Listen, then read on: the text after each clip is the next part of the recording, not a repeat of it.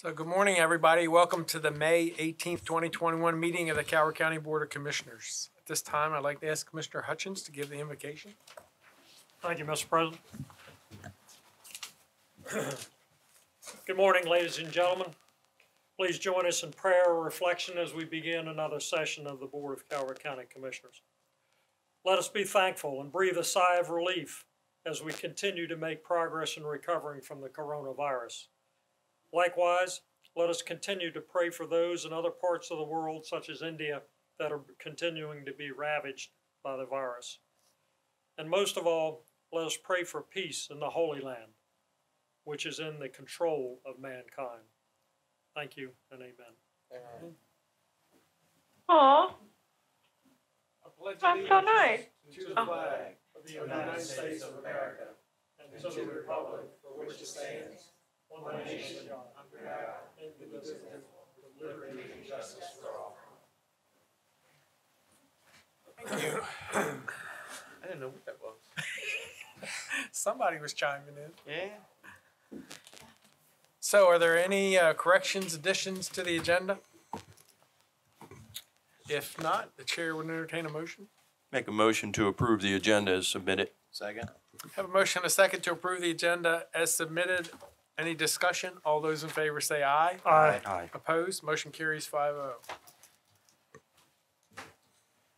Next, Dr. Polsky.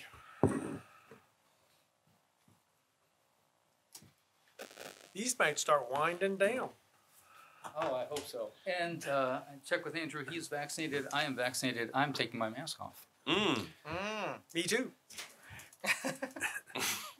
Doc, I just can't help to point out you were gone for 2 weeks and now all of a sudden mask restrictions are gone. The whole state's, I mean. Things turned upside down. Were you working on a secret potion somewhere? I was thinking, why you couldn't go away sooner? We should have sent him away 6 months ago. You're welcome to send It would me be my completely done. I wouldn't argue at this point. And now 12-year-olds can get vaccinated, which was not the case when I left the previous week. So a whole lot has changed in the past few. So just to update a little bit, the number of cases in the county continue to gradually decrease. This past week, 85 cases, positivity rate overall of 4.2%. Positivity rate for those between ages 20 and 55, so pretty broad band there, are still a bit over 5%. Happy to see that in children and adolescents that the rates are declining, so those are down 3 to 4%, depending on which age range you look at. And I was happiest to see that in people 75 and over, their positivity rate was less than 1%. And again, that really shows how effective vaccines have been because, and there's the breakdown by ages, I should have put that up there before, because what that really shows is that the vaccine, the group that has been vaccinated most heavily have been seniors, and we've seen the greatest reduction in cases. So again, there's the numbers. We're still seeing about 2,000 people per week in the county getting tested, which is nice to see that vigilance in that respect, both among individuals and among healthcare providers, is staying high. They realize this is still a problem. This past week, there we go. Doc, have you seen the home testing kits they're advertising on TV? Yeah, and so good and bad with that. If it makes it easier for people to get tested, I'm certainly not opposed. The problem we have with that is that there's really no practical way to do contact tracing. But I mean, like, say the person that's nervous about, say, going to visit somebody or whatever. I mean, do those tests proven pretty effective? They are pretty accurate, and like with all of the rapid tests, for people who are asymptomatic, they don't have any cough, they don't have any fever, the sensitivity is not as good. And that doesn't matter if you have those rapid tests done in a doctor's office or you have it done at home. The PCR is still more accurate, more sensitive for people who are not symptomatic. And so people still need to keep in mind that vaccination by far is the best way not only to protect yourself, but to protect others. Because the reason people are doing that is so that they don't spread to others. They feel fine. You know, in most cases, maybe they're visiting their grandmother or whoever they're going to visit. They want to make sure they're not passing on to somebody else. But if they are an asymptomatic carrier, the sensitivity is not great. In some cases, sensitivity is below 50% with those tests. And so by far, the best way is to just go out and get yourself vaccinated. And this way, the probability of passing on to somebody else is extraordinarily low. So again, this pandemic is not behind us. From the week that I put stats up there, which is pretty recent, I put the numbers together a couple days ago, still 77 deaths across the state, and I put a comparison. So if you would annualize that, if 77 people died each week throughout a whole year, it's a little bit over 4,000 deaths in a year. If you add up all the deaths from colon cancer, breast cancer, and prostate cancer, it's only about half of the number of deaths that we are currently seeing, not when things were even worse a few months ago, but currently seeing. So this is still a major public health problem. Almost 700 people hospitalized across the state, about 200 in ICUs right now. So again, complacency is not a great way to go about things at the moment. So getting back to the face mask changes, this is where face masks are still required, which I broke it down into children and then kind of general. So daycares, all school buildings, including school buses, and when youth camps are indoors. So outdoor youth camp activities, no masks required, but any indoor activities, yes. And pretty obvious reason why, that anyone under 12 at this point can't get vaccinated even if their parents want them to, and there's still very, very small percentage of those 12 and older at this point who have even gotten a first dose, much less completed their vaccinations. My hope is going into next school year that we'll see changes where at least 12 and over, so middle schools and high schools, that hopefully the vast majority of students have gotten vaccinated at that point, and then it's a wait and see as far as elementary level. The right side of the slide is general, so healthcare facilities, still a requirement. Licensed medical adult daycare centers, which I don't think we have any in our county, but it does bring up the question of what is good policy for senior centers. And so Susan Justice, who heads Office of Aging, and I had a little back and forth yesterday. One thing that I think has frustrated me more than anything else is this knee-jerk, we got to do it today. We're almost a year and a half into this. Some thoughtful policy, giving people a heads up, allowing people to make decisions, and adjusting to changes in policy, I think would be a wonderful idea, instead of, all right, here's what the sign shows today, we're going to change policy tomorrow. And so for the health department, we don't know what the governor will decide tomorrow. Certainly we are a healthcare facility, but that mandate for masks go away tomorrow for all I know. So I've put out a directive that in all of our 4 facilities, that face masks are still required in public areas at least through the middle of June. And that gives anyone who at this point has, for various reasons, decided not to get vaccinated, it gives them a chance over this next week or two to get their initial vaccination. We know that regardless of the vaccine, whether it's Johnson & Johnson, Pfizer, or Moderna, within 2 to 3 weeks after that first dose, that people have at least 70% protection. And with the Pfizer and Moderna booster, then they're up to 95%. Doctor, can you pause right there for a Sure. moment? What about public transportation? Public transportation serving mostly the underserved. Correct. And is that group the more vulnerable in general? And should masks still apply? In general, yes. And I'm sorry, I was going to get to the last bullet point, so thank you for prompting me. That on all public transportation, so that includes all buses, and so school buses, but also general or STS buses in the area, and for people who are traveling out of the area, trains and airplanes are still required there. But yes, for the moment, but again, we don't know what the governor may or may not decide tomorrow or next week. And so for school buses, our policy there has been to, and I think on the STS buses as well, to try to lower the windows a little bit, as long as weather's permitting, to allow a little more air circulation, but still for people to wear their masks. And again, our hope is that each and every one will go ahead and get themselves vaccinated shortly. Well, thank you for the public transportation clarification, because I think that's more likely where we run into problems with people objecting or not being prepared. So the most that we can get out, the better we are. And I think a more measured approach to giving people a heads up, because there are people who, society has protected a lot of people up to this point, with mandated masks, with social distancing, and those protections are going away. And each person will need to take responsibility for his or her own health as well as the health of their family. So I think instead of this rush to we have to do this tomorrow, giving people about a month heads up about change in policy gives people a chance to make good decisions for themselves and for their family members. And we need to keep in mind that, again, for everyone under 12, they're not able, and 2% of all hospitalizations across the country have been children. And I think there's this myth out there that kids are not impacted by COVID. Certainly the risks are lower, but again, 2% of all hospitalizations, and there have been a lot of hospitalizations across the country, 2% have been children. And there are a lot of children under 12 who have chronic health conditions, so they will remain unprotected. And for adults, for people getting chemotherapy, for other types of treatment that significantly suppress their immune system, regardless of what they want to do, their immune system, vaccine or not, are not going to protect them adequately. So we all still have a collective responsibility to watch out for our neighbors. The big number slide. So the other thing that we have to keep in mind is that in Calvert, only about 38% of the total population are fully vaccinated at this point. If we take a look at adults between 18 and 65, about 50% have gotten their first dose, but that means half the population under 65 has not even gotten a first dose. And again, for those under 18, the numbers are very small.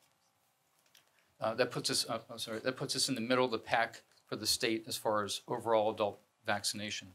So, Dr. Polsky, do you know last week how many first dose vaccinations you all did? I'm sorry, I don't have that number with me. I can get that.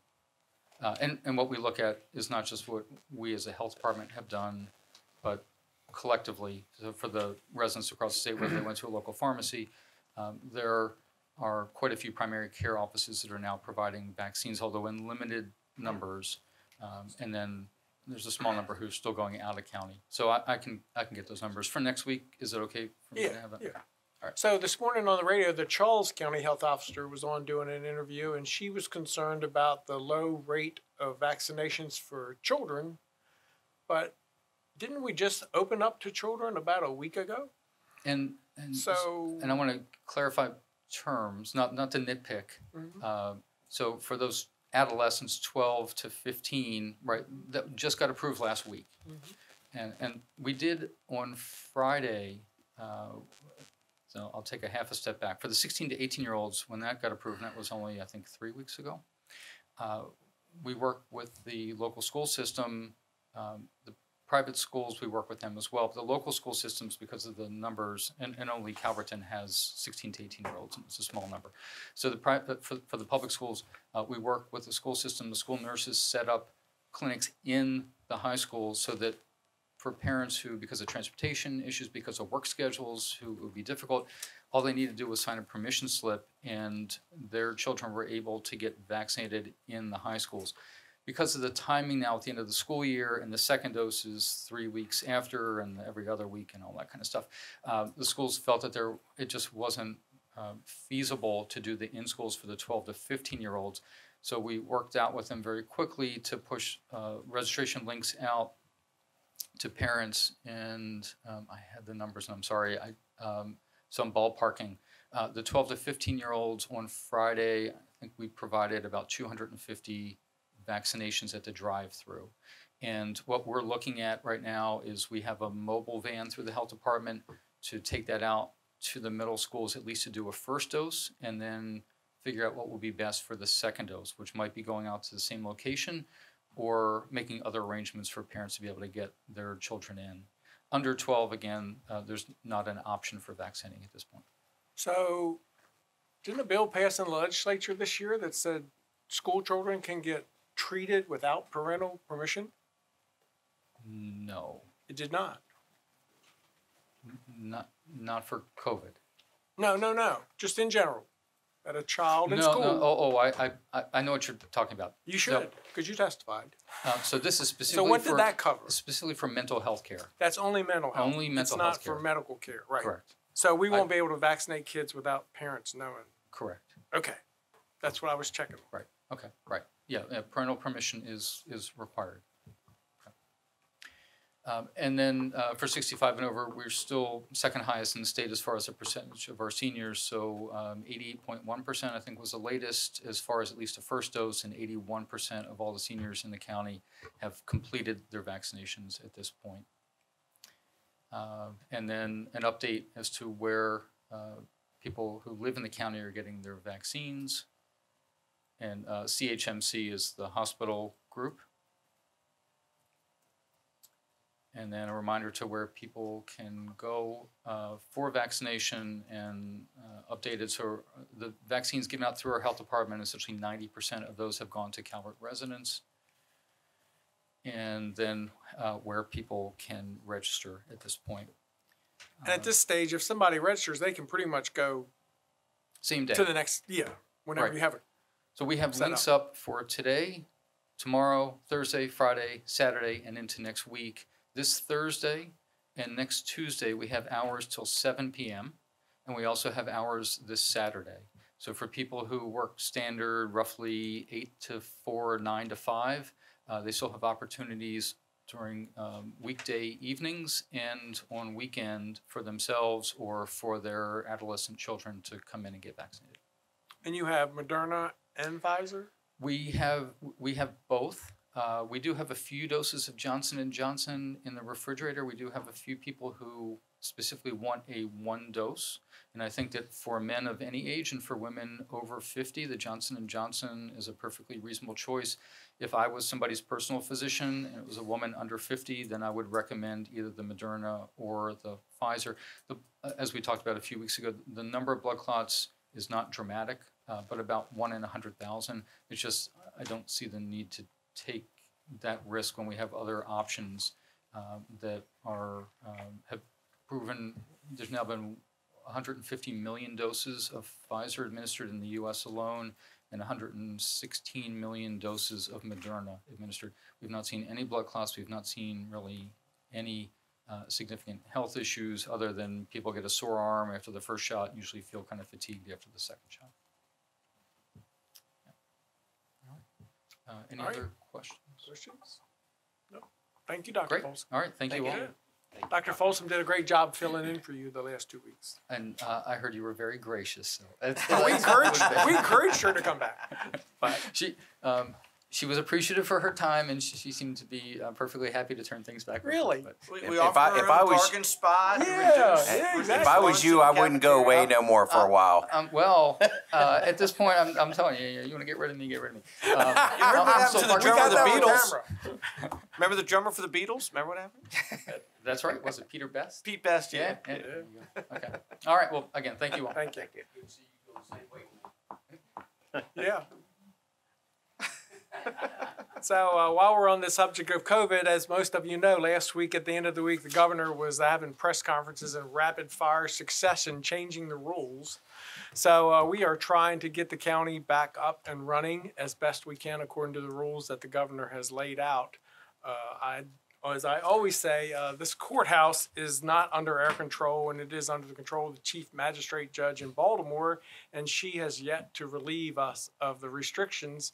So until that time, we still cannot allow the public in our meetings here. So, but I can assure you, staff is working hard to try to get some leniency in those rules, because we do enjoy seeing a full room of people when we're here. It's not much fun when it's just the 5 of us sitting here by ourselves.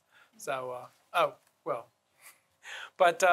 just wanted to relay that information. I will say that for any of you that are trying to come back for a county service, because of the construction plan for the new administration building, county offices have moved.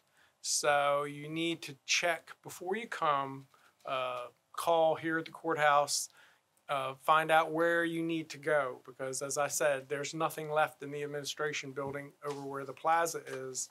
So I don't want you driving around Prince Rudolph lost. Staff will try to direct you to where your offices are so you can do your business as need.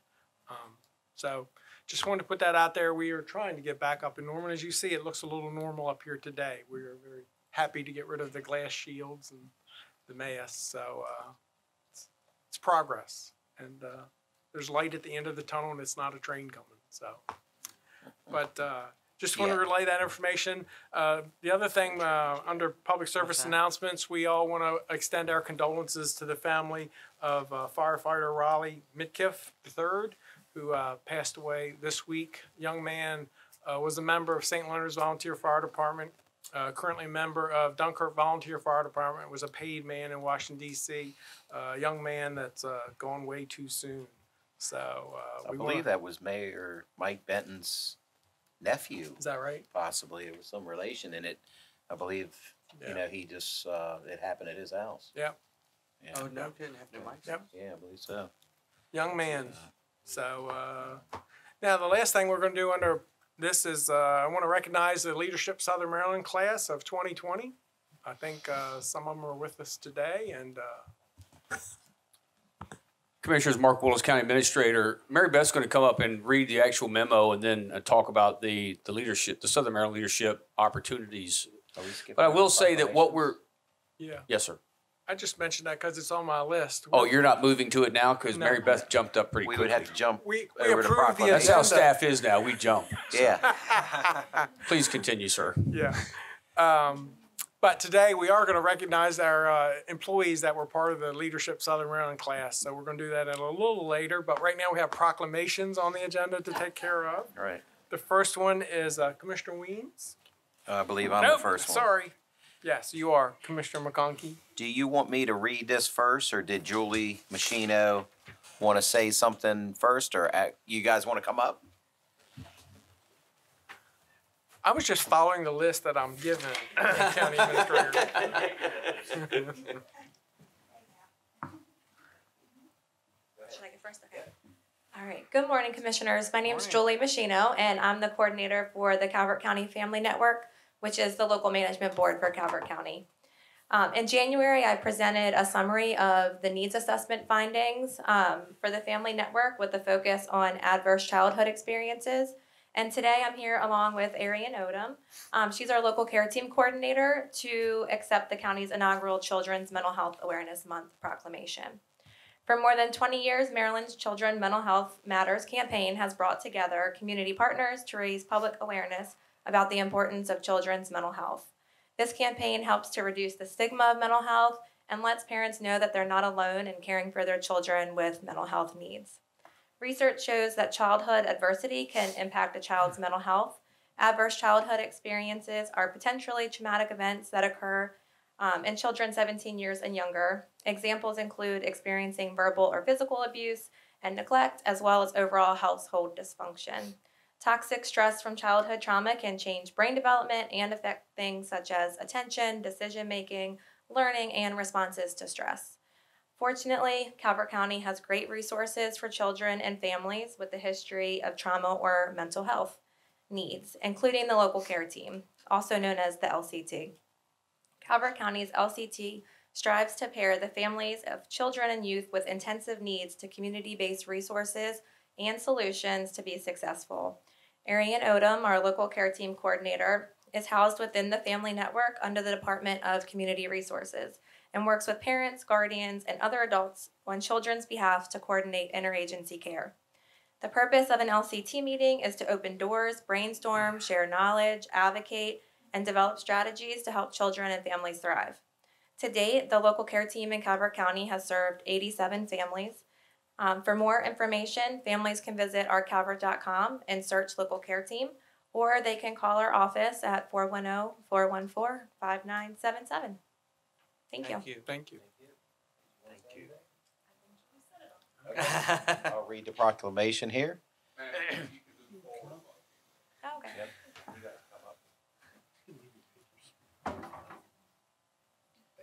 Whereas the local team comprised of local child and family service organizations in conjunction with the Children's Mental Health Matters campaign is observing May as Children's Mental Health Awareness Month.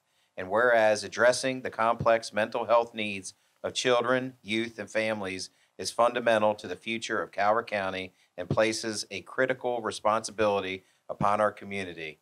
And whereas according to the 2018 Maryland Youth Risk Behavior Survey, 22% of middle school students and 31% of high school students reported a depressive episode within the past year. And whereas through a collaborative approach, local care team members consistently demonstrate superior initiative, leadership ability, support, and commitment to families and communities, thereby improving outcomes for Calvert County children and youth. Now, therefore, be it proclaimed by the Board of County Commissioners of Calvert County that the month of May be known as Children's Mental Health Awareness Month in Calvert County, and by this action recognizes the fundamentals, necessity of community-based mental health services for children and youth. Be it further proclaimed that all citizens are urged to recognize and support the mental health needs of children in our community, given under our hands and seal this 18th day of May 2021.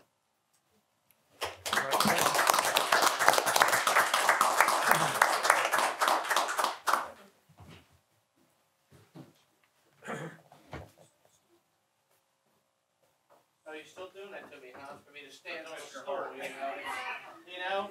When we've been back regular, what? First time back and the stool's already here, you know? Rodney Dangerfield, Commissioner. No respect.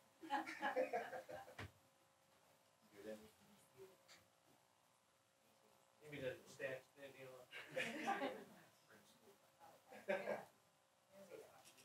right. Thank you. Thank you. Thank you. Congratulations, man. Thank you. Thank you.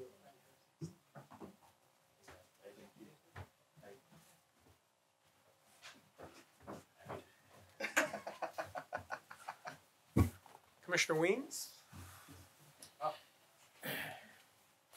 Thank you, Mr. President. I just want to say, I did want to read the teachers one, but he outdid me because his whole family is teachers. So I lost, sorry. Could I humbly ask Dr. Curry to come forward, please, sir? And yes, yeah, I think we can do that first, and then globally, this is Appreciation Month, so. You no match for that. If this is on, we have our Teacher of the Year, Jennifer Raycheck. We have our Support Person of the Year, James Johnson. We have our President of the CEA, Donna Stenzo. We have the President of CASE, Stacy Taman. Come on up. Yes, You stand up front. Don't be afraid. We haven't bitten anybody yet. And Vice President of the Board of Education, Pam Cousin. Come on. Oh, okay.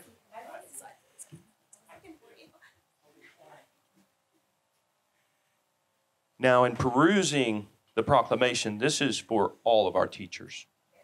But, of course, it goes without saying, congratulate you as the Board of County Commissioners. And, you know, I wear many hats in this community. One of the most important is being, you know, a parent. And it's been a really hard year for you guys. And, you know, it hasn't gone unnoticed, and we appreciate all that you've done this year. Whereas teachers and education support staff have profound influence on student learning and enrichment, as they are listeners, role models, motivators, and mentors. And whereas teachers and education support staff are entrusted to provide supportive, inclusive, and high-quality learning environments that ignite our youth's passion to take on the challenges of the future, to inspire their imaginations, to prepare them to achieve, and to bring out the best in themselves. And whereas with more than a year of disrupted learning due to the coronavirus pandemic, teachers and education support staff faced many adversities for themselves and their students head on, thereby showing that their role goes well beyond the front of a classroom. And whereas the Board of County Commissioners of Calvert County recognizes the imperative role teachers and education support staff fulfill in the lives of today's youth, our most treasured resource, as they prepare for their futures. Now, therefore, be it proclaimed by the Board of County Commissioners of Calvert County that the month of May be known as Teacher and Education Support Professionals Appreciation Month in Calvert County. Be it further proclaimed that we encourage all citizens to join in celebrating and expressing their gratitude to our local teachers and education support staff for their tireless work for the betterment of our youth. Given under our hands and seal this 18th day of May, 2021. Congratulations.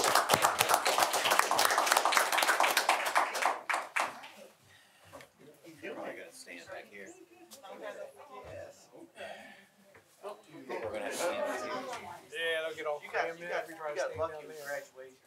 Hey, only you're so stylish to have an exact color of the jacket you're wearing for your mask. We always sit side by side at graduation. Time out. Right? It's all homework. Those bags are full of money too, by the way. Money.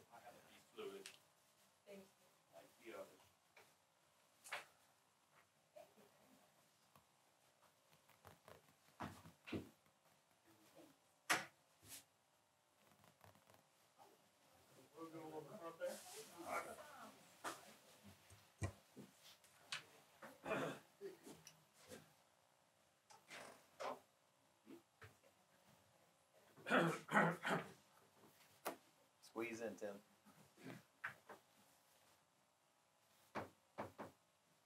It's us, it's not y'all. Sorry.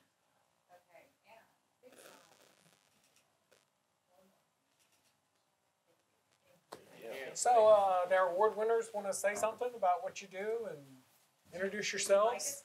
Yeah. Sure. Then everybody can hear you. How are you doing? Thank you. Thank you. What's up, buddy? Mom and Dad. Good. Hey. Okay. Good. Oh, yeah. You know your mother will. Hey, Mark. Her mom's watching tonight, so bring that cord with you back. Right. Well, hello. Thank you so much for this. My name is Jenny Raychick, and I am the Teacher of the Year for Calvert County.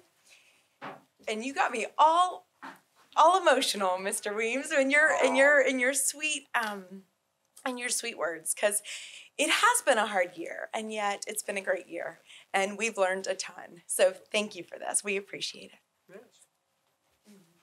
I'm James Johnson. I'm the Educational Support Person of the Year. And I agree, it's been a challenging year, but that's why we're here. That's why we're here. Thank you. Thank you.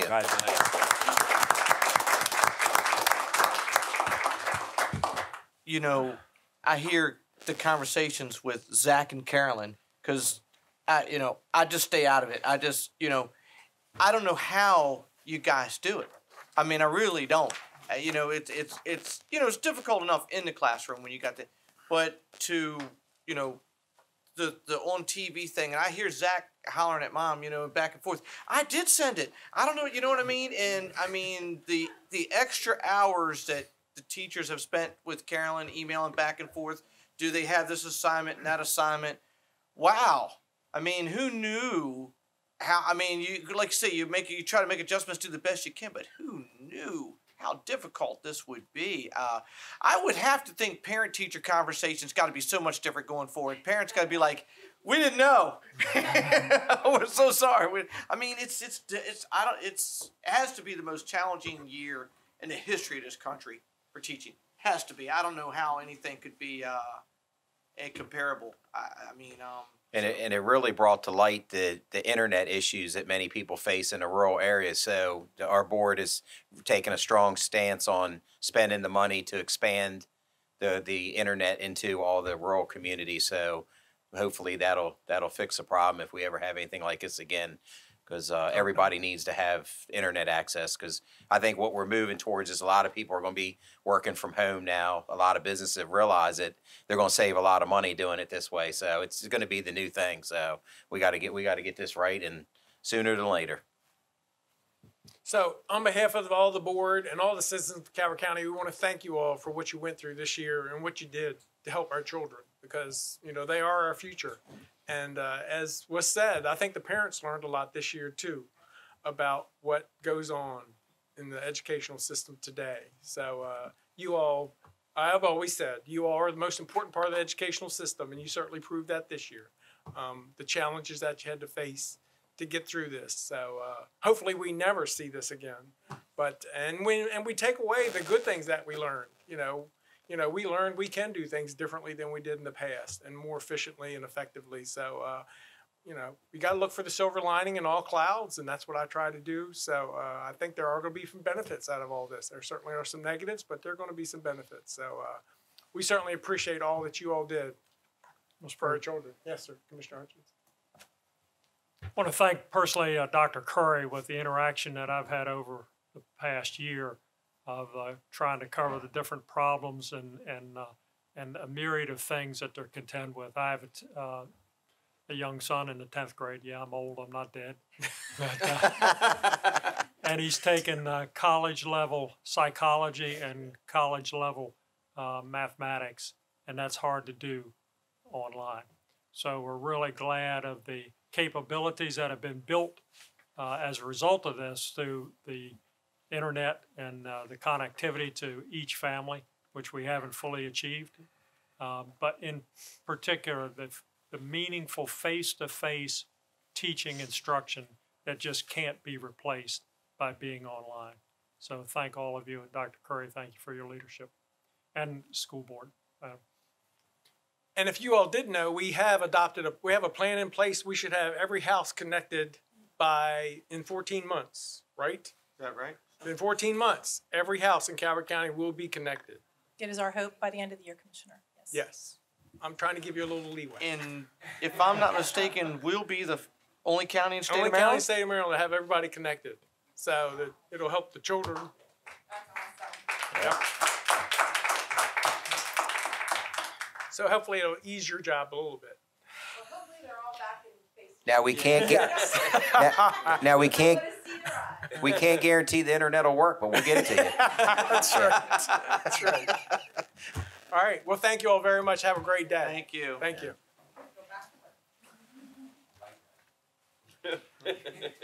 So next item on the agenda is to recognize our employees for Southern Maryland leadership. May I now, sir? Yes, you may now, sir. Mark Willis, County Administrator.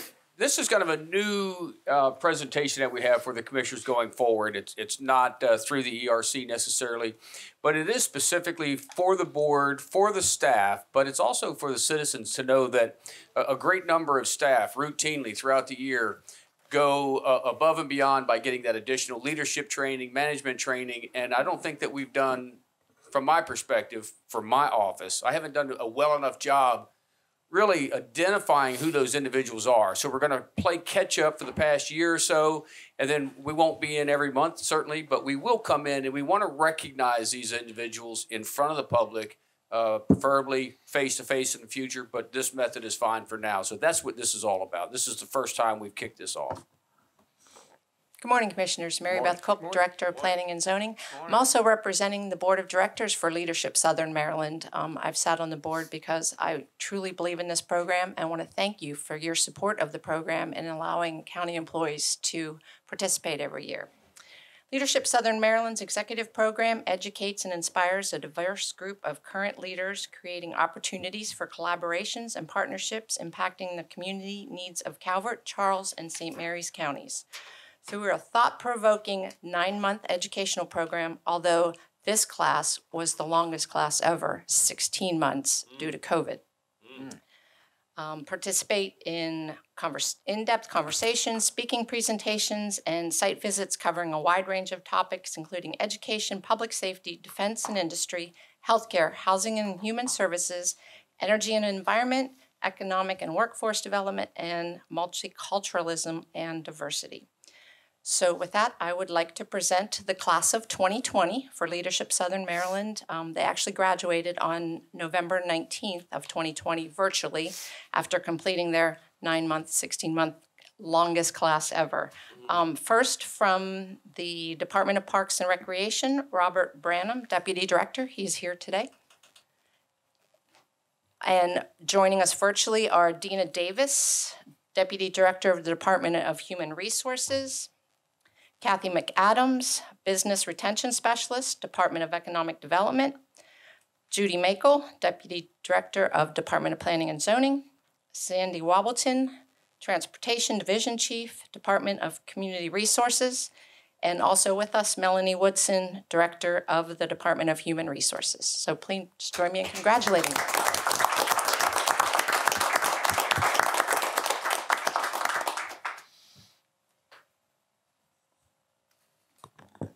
That's it. We're good. Thank you very much.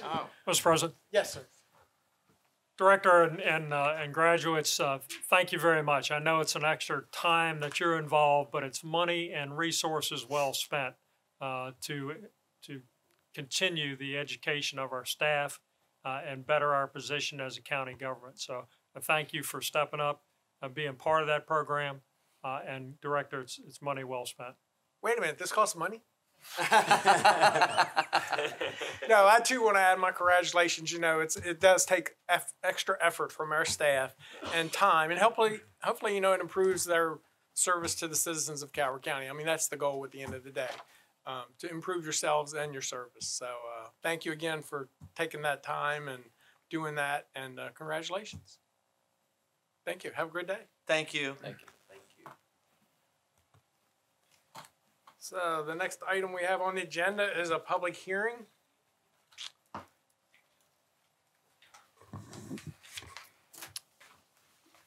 Commissioner Hart, but I don't know you want to read anything. I think we have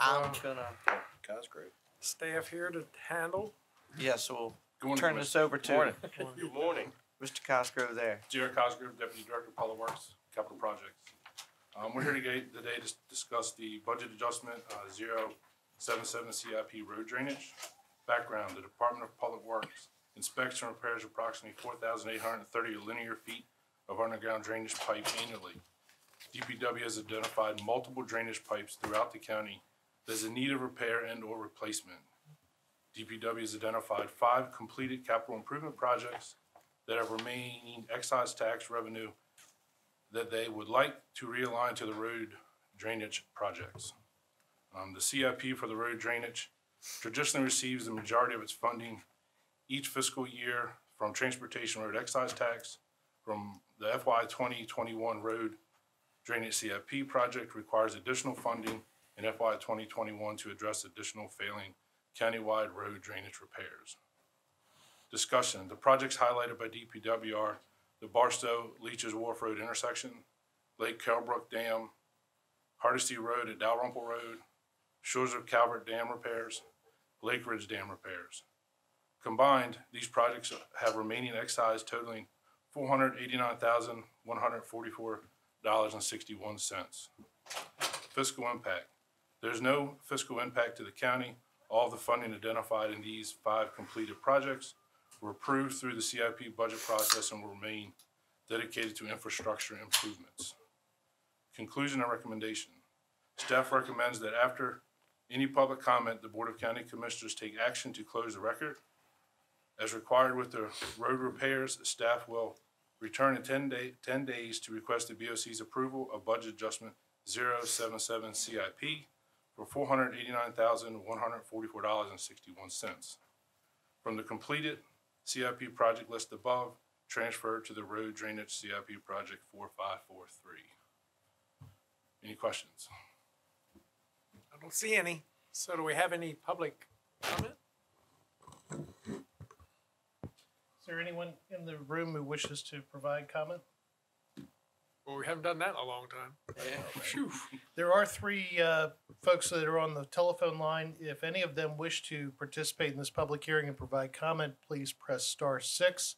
You'll be identified by the *9 to raise your hand. And you'll be identified by the last 4 digits of the telephone number you're calling. There are no speakers. Commissioners, this is a duly advertised public hearing. There is a requirement that the board not act for the next 10 days, so you're in perfect posture then to accept a motion. Mr. President. Yes, sir. Move to close the record then after the return in the 10-day period and approve the budget adjustment 077 CIP for $489,144.61 as after the after the record's closed. Unfortunately, the statute does not allow the board to take action today, even if that action is prospective. So we will return in 2 weeks if this motion passes. This motion, if I understood it correctly, left the record open for those 10 days. That's correct. Second. So your motion was to close leave the record open for 10 days, then return back. Okay. So we have a motion to leave the record open for 10 days, and staff will come back at that time for action. Second. There's a second. Is there a discussion? Hearing none, all those in favor say aye. Aye. Opposed? Motion carries 5-0. Thank you, Jared. Thank you, Commissioner. Thank you, JR. So the next item on the agenda is an award, and we have with us Lorraine Joyner today. Thank you. Good morning, Commissioners. My name is Lorraine Joyner. I'm an Executive Administrative Assistant with the Department of Community Resources. I'm here today as Chair of the Employee Recognition Committee to introduce our 2021 ERC Scholarship winner. Each year, the ERC offers scholarship opportunities to graduating seniors whose parents and or guardians are employed by Calvert County government as an appointed full-time merit, contract, grant, or part-time, 50% or more, employee to the employee, and also to county employees who are graduating high school seniors. The ERC received one scholarship application this year, more fallout from COVID, I suppose, but what we lack in quantity, we more than made up for in quality. The application was reviewed by an impartial panel of judges, 3 ERC members, and 2 non-ERC representatives, and evaluated on the basis of academic achievement, extracurricular activities, community service involvement, letters of recommendation, and an essay submission. I do want to thank Dr. Curry and Pam Cousins for staying by. I invited them to be here to celebrate this product of Calvert County Public Schools. And now it is my privilege to announce the 2021 recipient of a $1,500 ERC scholarship. Victoria Godfrey is the daughter of Stephen Godfrey, Calvert Marine Museum Curator of Paleontology. Victoria graduated from Patuxent High with a 4.24 GPA and ranked 13 out of 265 students. During her high school career, she was involved in jazz band, chamber orchestra, county choir, indoor and outdoor track. She participated in the Chick-fil-A Leadership Academy, and way too many volunteer activities to list today. Victoria was in the top 10% of her class all 4 years of high school, plays the violin, the piano, and the ukulele. She enjoys running, weightlifting, and dancing, and has received 6 Grand Championship awards for her artwork at our county fairs. Here's a sampling of the phrases that were used in 2 letters of recommendation included in her application packet. She has tremendous strength of character. She's an exceptional student with the potential for greatness. She's diligent in all her efforts, thoughtful, wise beyond her years. And I think you'll see that. She's a natural-born leader. I think you'll see that because we've invited Victoria to read her essay today. And the 2021 essay topic was, "We have all been affected by the COVID pandemic. In what ways have technological solutions, particularly virtual platforms, affected your learning and plans for college?" And I think that you will agree, as you listen, that she very eloquently expresses the good that can come out of challenging times. Victoria, I want to not forget to give you this and turn the mic over to you. Good morning. I'm Victoria Godfrey, and I would like to thank the ERC for selecting me for the scholarship. This is the essay that I submitted in my application. A year of growth. People have the choice of letting the world make them bitter, disgusted by current events, or they can choose to foster growth and change. Although I find myself disappointed by what the COVID-19 pandemic has taken from me in forms of opportunities and memories, especially in my senior year, I have learned more in these past months than I have in several years combined. Growth comes from stepping away from what is comfortable and being changed by the unknown. I still remember my last day of in-person high school. thinking that I would be back in just 2 weeks. I emptied my locker, both arms full, and got on the bus. And just like the story goes for all other high schoolers, the 2 weeks stretched into 4, and then months, and now the year. Personally, I have found online schooling not to be all bad. It has allowed me to be more independent, preparing me for the setup of college classes. It has also given me more time to work on hobbies and connect with others virtually. I have been surprisingly healthier, protected from the usual onslaught of colds and viruses. However, as a member of our school and chamber orchestra and choir, I have been disappointed with the lack of concerts, canceled drama productions. I have watched my orchestra teacher use technology to combine individual contributions into a synchronous whole. Her tenacity to make the new circumstances work has been both impressive and inspiring. Without technology, it would have been impossible to continue instructed learning. Because I've been able to continue my education through platforms such as Microsoft Teams and Schoology, I was able to stay on track for my college plans. At the end of last year, I completed multiple AP exams that gave me college credit. This is because technological solutions were formed to accommodate the lack of in-person instruction and still follow the Center for Disease Control guidelines. As a result, I feel I will be ready to learn more at either of the institutions I plan to attend, allowing me to study both education and youth ministry. My growth has not only taken place through public education, but also in my personal life.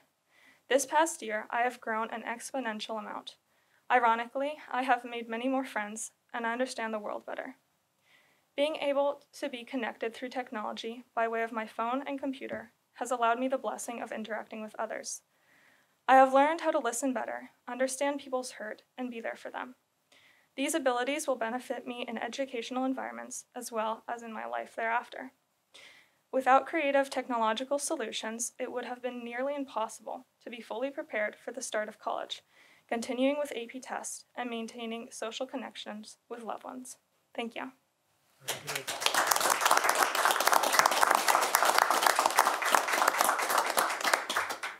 a picture? Yes, We'll take a picture. Did she get, is there a reward or anything? Yeah, she did. She got the check. Yeah.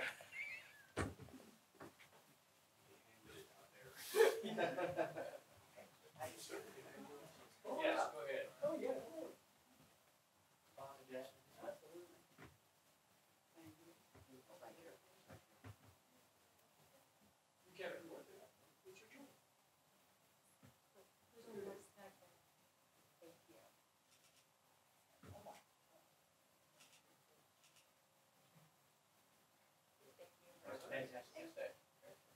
Congratulations.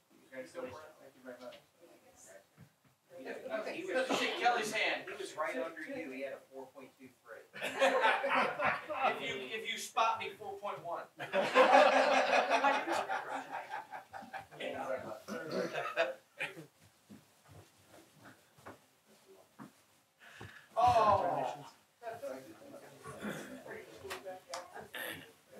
So, I convinced my parents that GPA didn't go above 2.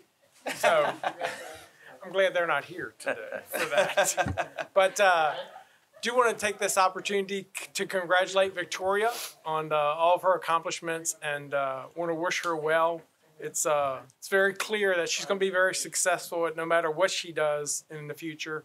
And I only hope that once you have all your schooling out of the way, that you come back and stay in Calvert County.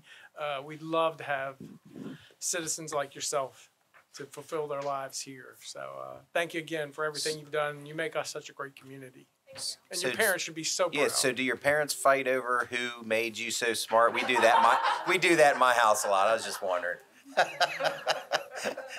We try to figure out which side the family the good stuff comes from, which one the bad. I'm picking Kim. Yeah, right. Yeah, I saw her look at Mom. If need be, we could make an opening at the Marine Museum. Yeah, they'll still need a new curator of paleontology. Yeah. We have several other children, so we're kept humble. Good. We got it done. Yeah. Congratulations. Yep. Congratulations. Yes. So the next item on the agenda is an appointment. Deputy Administrator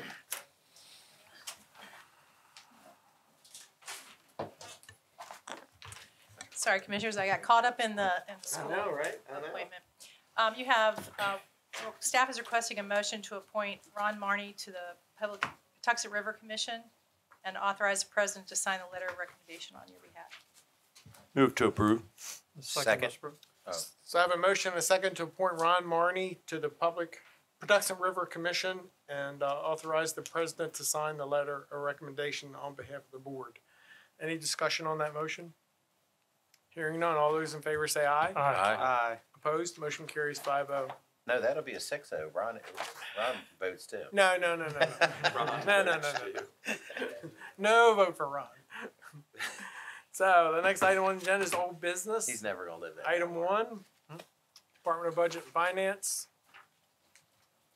And that would be Commissioner Hart. Okay, oops, lost my thing. I want to make sure I'm on the right one. Commissioner Hart. Veronica, do it if you would want. you like me to read it? Oh, sure thing. Yep. Okay, thank you. Background. On May 4th, 2021, a public hearing was held to discuss the Calvert County government's significant positive variance income tax revenue.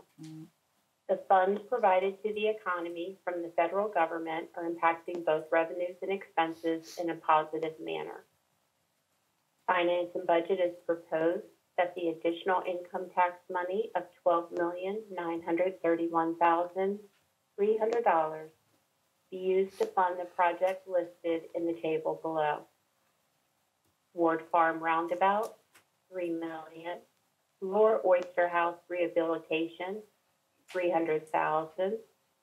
Prince Frederick Community Center, $6 million.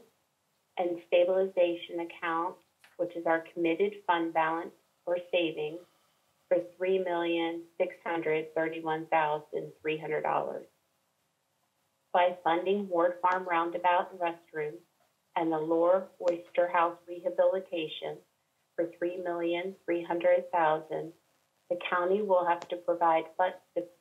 not have to provide funding for these two items that are not budgeted.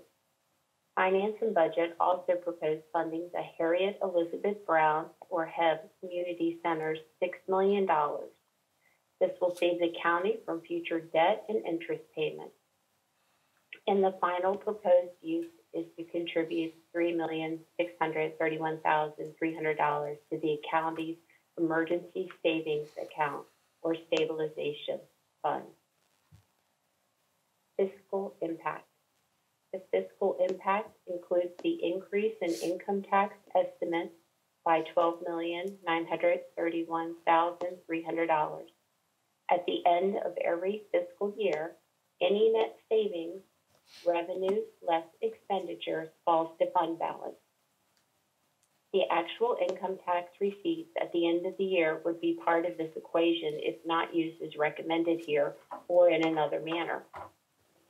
We have received public comment in support of the Harriet Elizabeth Brown Community Center. We have observed the waiting period of 10 days. Staff recommends the board close the record, sign the resolutions to increase the FY 2021 county budget, and permanently increase the amount of the stabilization account to 9% of general fund expenses. Mr. President. Yes, sir. Commissioner Wright. Mr. President, fellow commissioners, as I said there last week, the use of the windfall of this type of revenue takes away our liquidity, takes away our ability to react and respond to other issues that we must do and react to and have the immediate funds to do so. We are approaching hurricane season beginning in June, which we do not know exactly what that will entail or hold for us. We are coming out of a COVID situation where 2020 was essentially an anomaly year for many things, and it requires our ability to be agile and to be able to maintain adequate liquidity above and beyond our current stabilization point.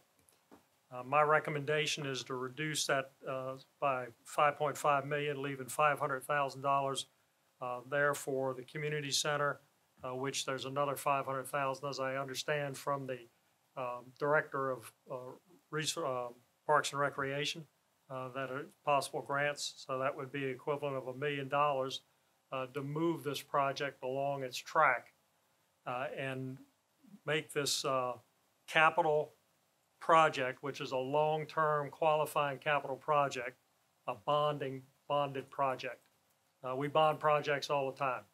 There's projects that are being taken off as the debt is paid off, and there's projects that are being added to it. That's a common practice with government, both at the local and at the state level.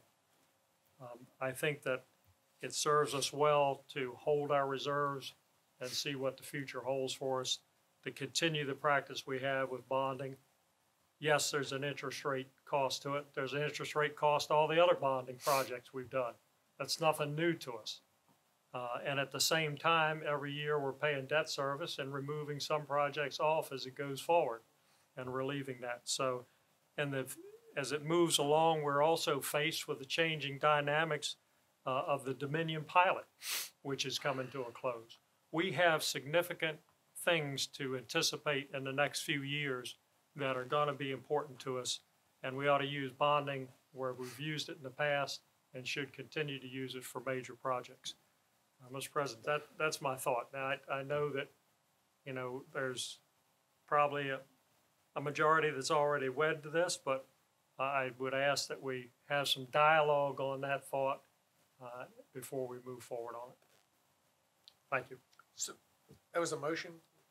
No, it's No, just okay. for discussion, and we'll see So what comes out of it. what year are we planning on building the center, community center? 24. 24. So if we voted on this today, that money would just be sitting there for 3 years, basically. Well, the project would probably move up a year. The anticipation of funding this early would be to be able to move that project forward quicker. We'd have the full amount for the design, which we haven't even started yet. And then, you know, hopefully we could go right into construction. There wouldn't be as much of a delay waiting for 2024's budget to be adopted and taking a chance on the board approving that project at that time. So when would it be moved up to? When would it be built if we were to approve this? If you were to approve this, I would imagine we could probably be finished around 2024. Of course, Commissioner McConkey, we do not have a design, so that could play into this a bit too, but it would be hopeful that we could be finished by 2024, or at least at a substantial part of that project, in this project. We know how important this project is to the community. We've seen the public comments come through, which I submitted yesterday. Another part of pushing this project is I'm capital projects analyst, so I look at all the projects that are coming through. That's my primary job. And we have a significant amount of debt projects on the books for the next 6 or 7 years. And we have Beach Elementary, which we have started. Towards the end, 26, 27, we're going to be looking at Northern Middle replacement potentially. We have that in the 6-year plan currently. We have the County Administration Building. We have Twin Beaches Library. We have Dunkirk District Park upgrades. We have Ward Farm that will go through 2027. We have St. Leonard Firehouse. We have Solomon Firehouse. And that doesn't even take into account transportation, apparatus, or miscellaneous other projects that meet the debt funding criteria. So if we didn't approve it, what year would it be built? The bulk of the money would go into 2024, 26, 27. 27. Potentially. Oh, wow. Yeah, it could be about 2 years. I would imagine 2 years. I think J.R. Cosgrove is in the audience there with you. He could probably help a little bit with projection on construction for that if we funded the $6 million in 2024? Good morning, Commissioners. Jared Cosgrove, Deputy Director of Public Works Capital Projects. With projects like this, you're looking at probably a good 18 months of design time. You've got another probably 4 to 6 months of procurement time to get the contractors on board. I mean, at best, even if you approve it today, we're still not like we're going to start construction until 24 anyways. I mean, we're already talking about 22 budget. So that's really only 2 years out. So, I mean, if everything moves smooth and perfect, maybe 24, but you're probably looking at 25 because we still have to do the master plan. We got to get the public input. I think Shannon can comment on that about, you know, what we need in the building and what the use is going to be per se. So you're looking at a good 2 to 3 years to start construction easily. And that's if we start today. Commissioner Shannon Nazal, Director of Parks and Recreation. So right now, what we're doing with the process and the timeline is we're currently gathering public input on the project, which that will close June 30th. So at that point, once we've conducted the public input, and for those listening, if you haven't completed our survey, we do have a survey on the website and a Facebook group, the Harriet Elizabeth Brown Community Center project. So if you haven't given that input, please do. With that, we will start on the master plan for the park and community center with a emphasis on the community center. From there, that a master plan project that can take 8 to 12 months, depending on the consultant, and looking through what we have done in the past and the fact that we have already gained or gathered the public input, that process should be a little bit shorter because we've already done a lot of the legwork on that public input. So that process might be shorter, maybe 6 to 8 months. From there, we would go into design of the community center itself, and from there that process could take anywhere 12 to 14 months, somewhere around that time frame, looking at our permitting in that structure. And from that point, we would then go into the procurement process and hiring a contractor to build the building. So Veronica is correct in the fact that we probably will see the community center, if this funding is approved, we could probably see this community center built in 23, 24 timeframe. So it will be a little bit sooner than it would be if that funding was not made available until 24. Because as of right now in the capital improvement plan, $500,000 is approved for, or not approved, but is recommended for FY22, which would cover the master plan and the design of the project. And then we have a year in between before the next funding would go into place. So we have that lull of a year to get through if it stays within the CIP. One thing that is of concern as well, as Veronica mentioned, is the number of CIP projects across the county that are in FY24 currently. So it's a fairly high amount, and that is also one of the Dominion pilot kind of timeline years where I know that the county is seeing a decrease in that amount there. So potentially having the funding available for the community center ahead of that will make that Dominion reduction a little bit easier to bear. So my 20%, I would like to see the project be moved up like you're discussing, whether we use this money or like Tim had mentioned, bonding it. But either way, I would like to see it moved up into the 23, 24 range than to push it out any further. I don't know what the other board's thoughts are. I think the issue with that is the board had set a cap on CIP. So, we're working through a CIP 6-year plan that has the cap in place. And I think the reason that staff had put this on was because it's in 24 and we are heavily loaded in 24 for CIP projects. Correct, Veronica? We can't hear you. Huh? Can't hear. Sorry. There you go. Yes, actually, 23 and 24 are very heavy. I mean, I just went through our list. we have a lot of substantial projects. And I mean, I'm hitting the projects that are, over 10 million. So we have a lot we're going to be taking on in the next, if all of these projects move forward as planned currently, we have a lot in the next 6 years. Mr. President, Yes, while the speaker's are here, while the Director, questions for her. Sure. Director, how much money has been already earmarked, dedicated for this project right now? Because what I'm suggesting is another 500,000, plus you had mentioned in the past there was 500,000 possibly in grants. How much money has been earmarked from whatever other funds you've cobbled together to move this project forward in the 3 phases that you've discussed that exist right now? So at this time, as actually approved funds, there are no funds approved for this project. We do have the option of applying for program open space funds once the new year rolls over.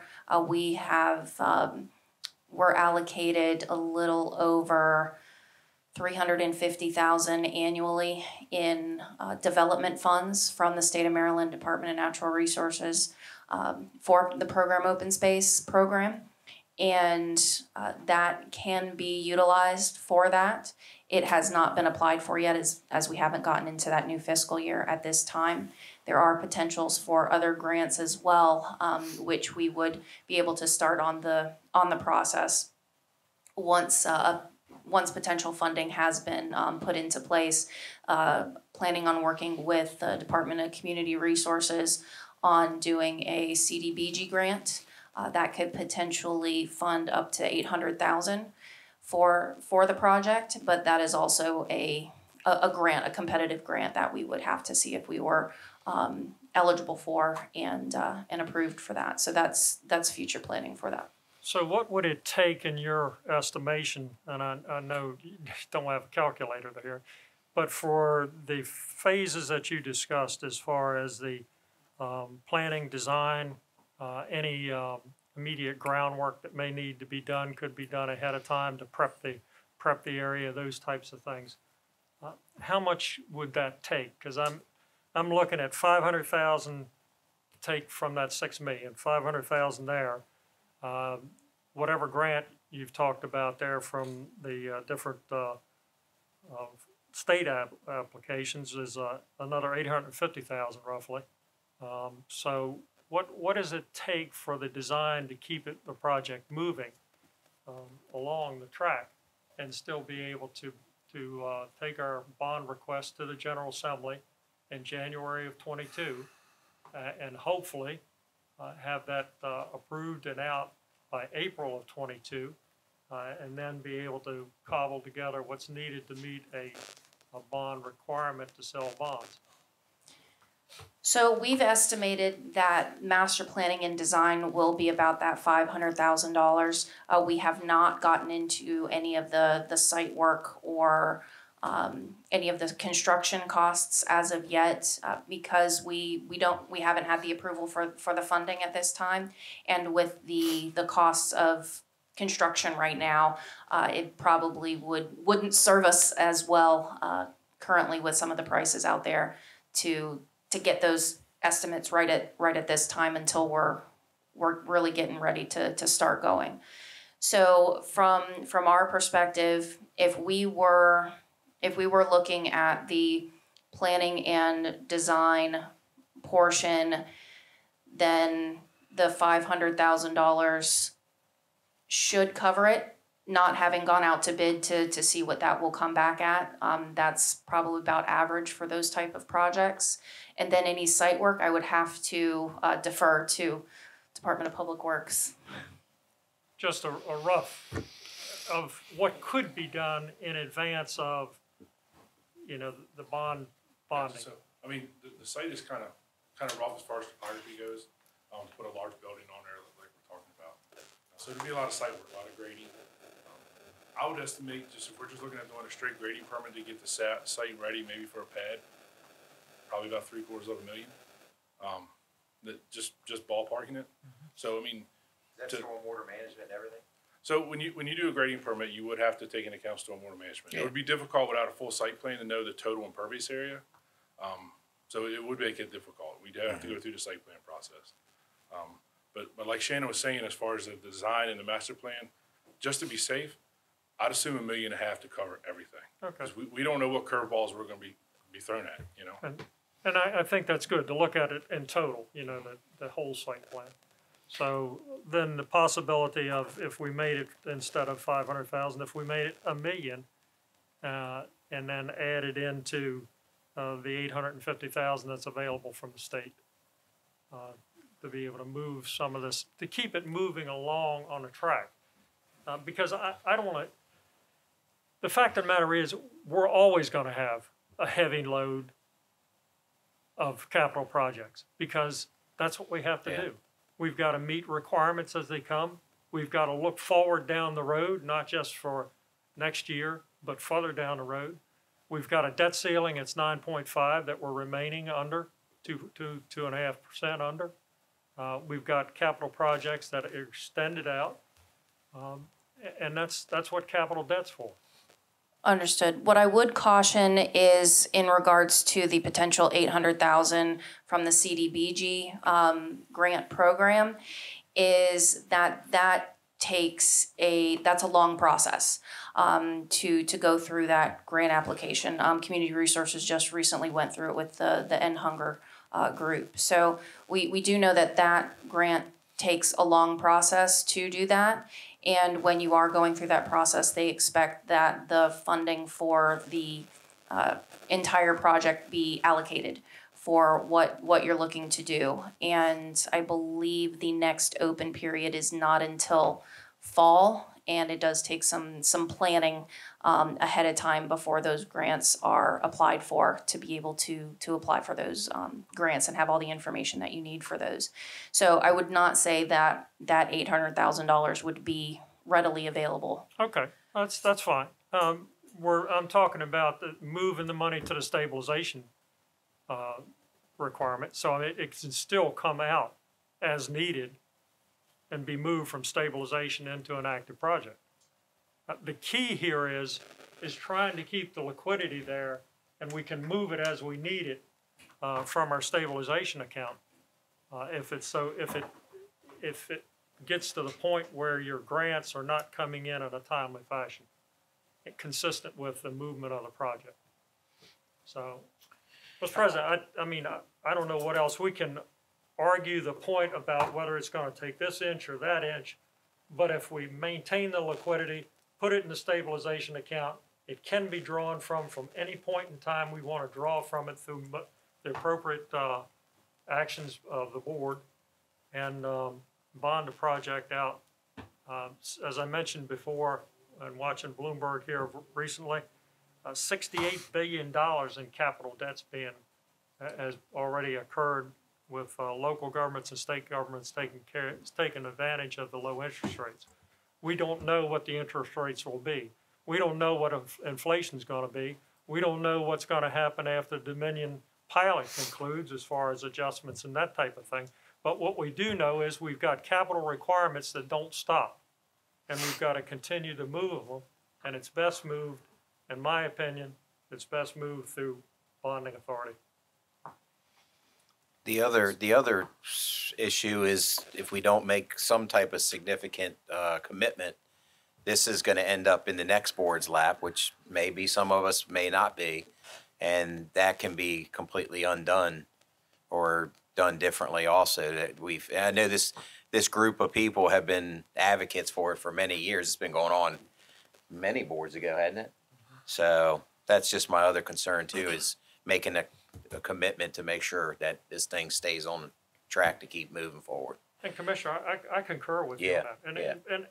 And the bonding, once we obtain the bonding authority, it's there.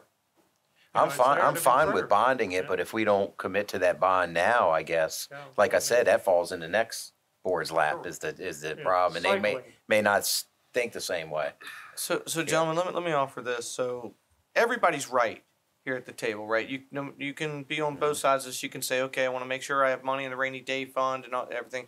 And right, money is as low as we've seen it in a long time. Cost of goods are insane right now. So nobody wants to go buy a brick or a piece of wood or anything right now. Right. So, and you're not wrong. There is a lot of projects from public safety to education to community projects. But I think when you have all this going on, you have to go back to your basic fundamentals. Right, we have some things we do know. We do know about the pilot program. We do know that all these projects are going to be due. So what's the best way financially to attack it? I don't want to say this is found money.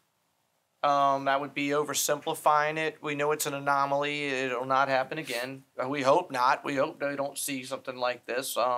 And we know it's artificially stimulated with all the unemployment and everything. So we've built all this into it. But these other projects that are coming due, they are huge ticket items, as you said. And I think right now you can only work with what you know. I mean, we're trying to forecast what's coming around the pike. I'm for supporting how we have it here, and Commissioner Hutchins is not wrong. This is one of those, you know, when you look at a football field and say, do you go for it on 4th and 1? If you made it on 4th and 1, you're a genius. If you didn't, why did he do that? Right? It's one of those type things. But I think this is an amount that we can handle. It's not like we're taking $15-20 million out. I think this is something that's manageable, and we can slow it down at this point. We're not so far where we're committed to where we got to write the check today. You know, we can piecemeal it out if I am correct on that. Isn't that right, Veronica? We can do the $6 million, but we're not. But that money would be earmarked. It would be, yeah. but we're not stuck for even further funding on top of that. We can kind of, if I'm right? I mean, well, we would take the $6 million would go into the account immediately.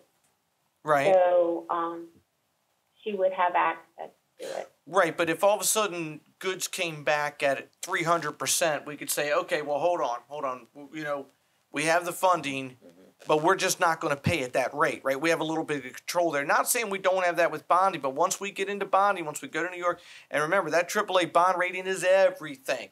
Nothing matters if you squash that AAA bond rating. We can't afford to do these projects any other way. So the more weight we put on that, granted, you can go into liquidity, the more liquidity you have. I mean, so there's nobody's wrong here. But I think I like the fact of having a little control. It is earmarked. The money's there. We go along with the project. But if something gets a little too pricey, we slow down and wait. I mean, it's not but I think there's some things, you know, doing the groundwork and the engineering and stuff. That's all all we can control. And I don't see any reason for slowing that down. I mean, how much would a project like that save us by having the money up front, not paying on a bond? What kind of money are we talking over the course of that project that we would save? Probably $1 million, right? $1.2 million or $2 million? I mean, so that's a good thing. 1.2. Yeah, that's a good thing. Yeah, and we've seen them excuse 15. some debt as well. You know, I mean, it's a wild card, but yeah, I mean, that's probably fair. You buy back debt when the interest rates are low. I mean, that's the fact. And when you buy it back, it should be allocated to the resources that contributed to it in the first place. So that's another factor that we need to make sure it gets locked in.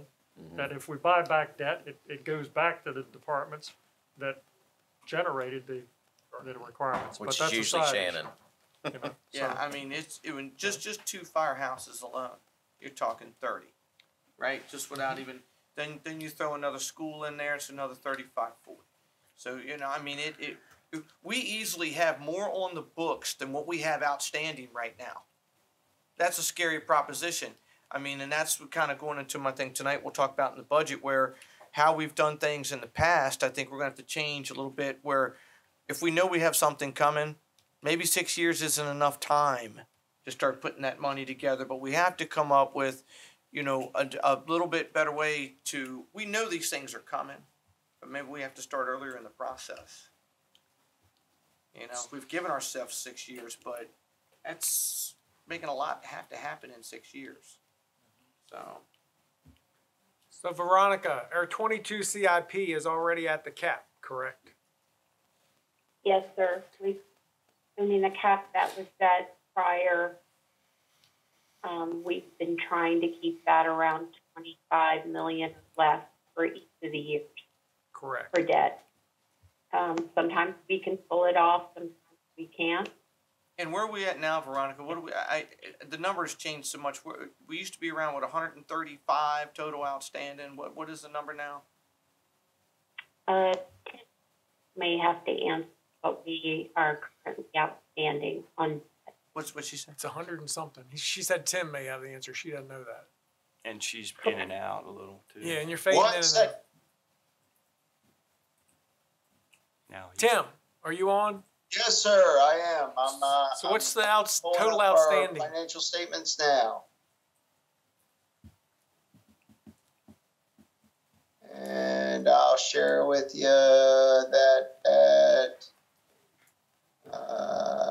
June 30, 2020, our governmental activity general obligation debt was $140 million. Okay, so and Tim, because these numbers get flying around this time of year, didn't you tell me at one point? Correct me if I'm wrong. Every $100 million is like $7 million we pay back, ballpark. I use 8%. 8%. Okay, so $8 million annual payment on 15-year debt. So you can already see. So at the 140, we're what, 12? About $12 million a year added to the budget. So we are. Would it be out of the realm to not see this payment creep up close to $20 million by the time we get to some of these projects?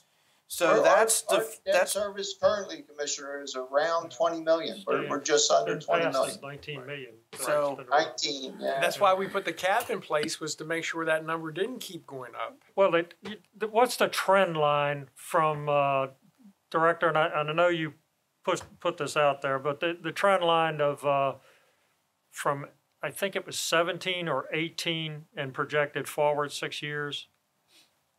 There was a trend line on that. So our current forecast shows debt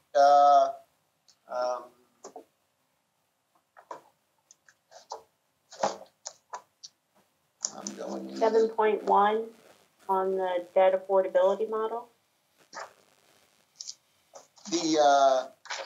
So in our general fund forecast in the budget book, we show debt in the 21 budget. Debt service includes principal and interest payments. So in the 21 budget, which will be the most certain number out of any of the following that I give you, $19,910,000, which is about $20 million. So in 22, the projection is for $19,800,000.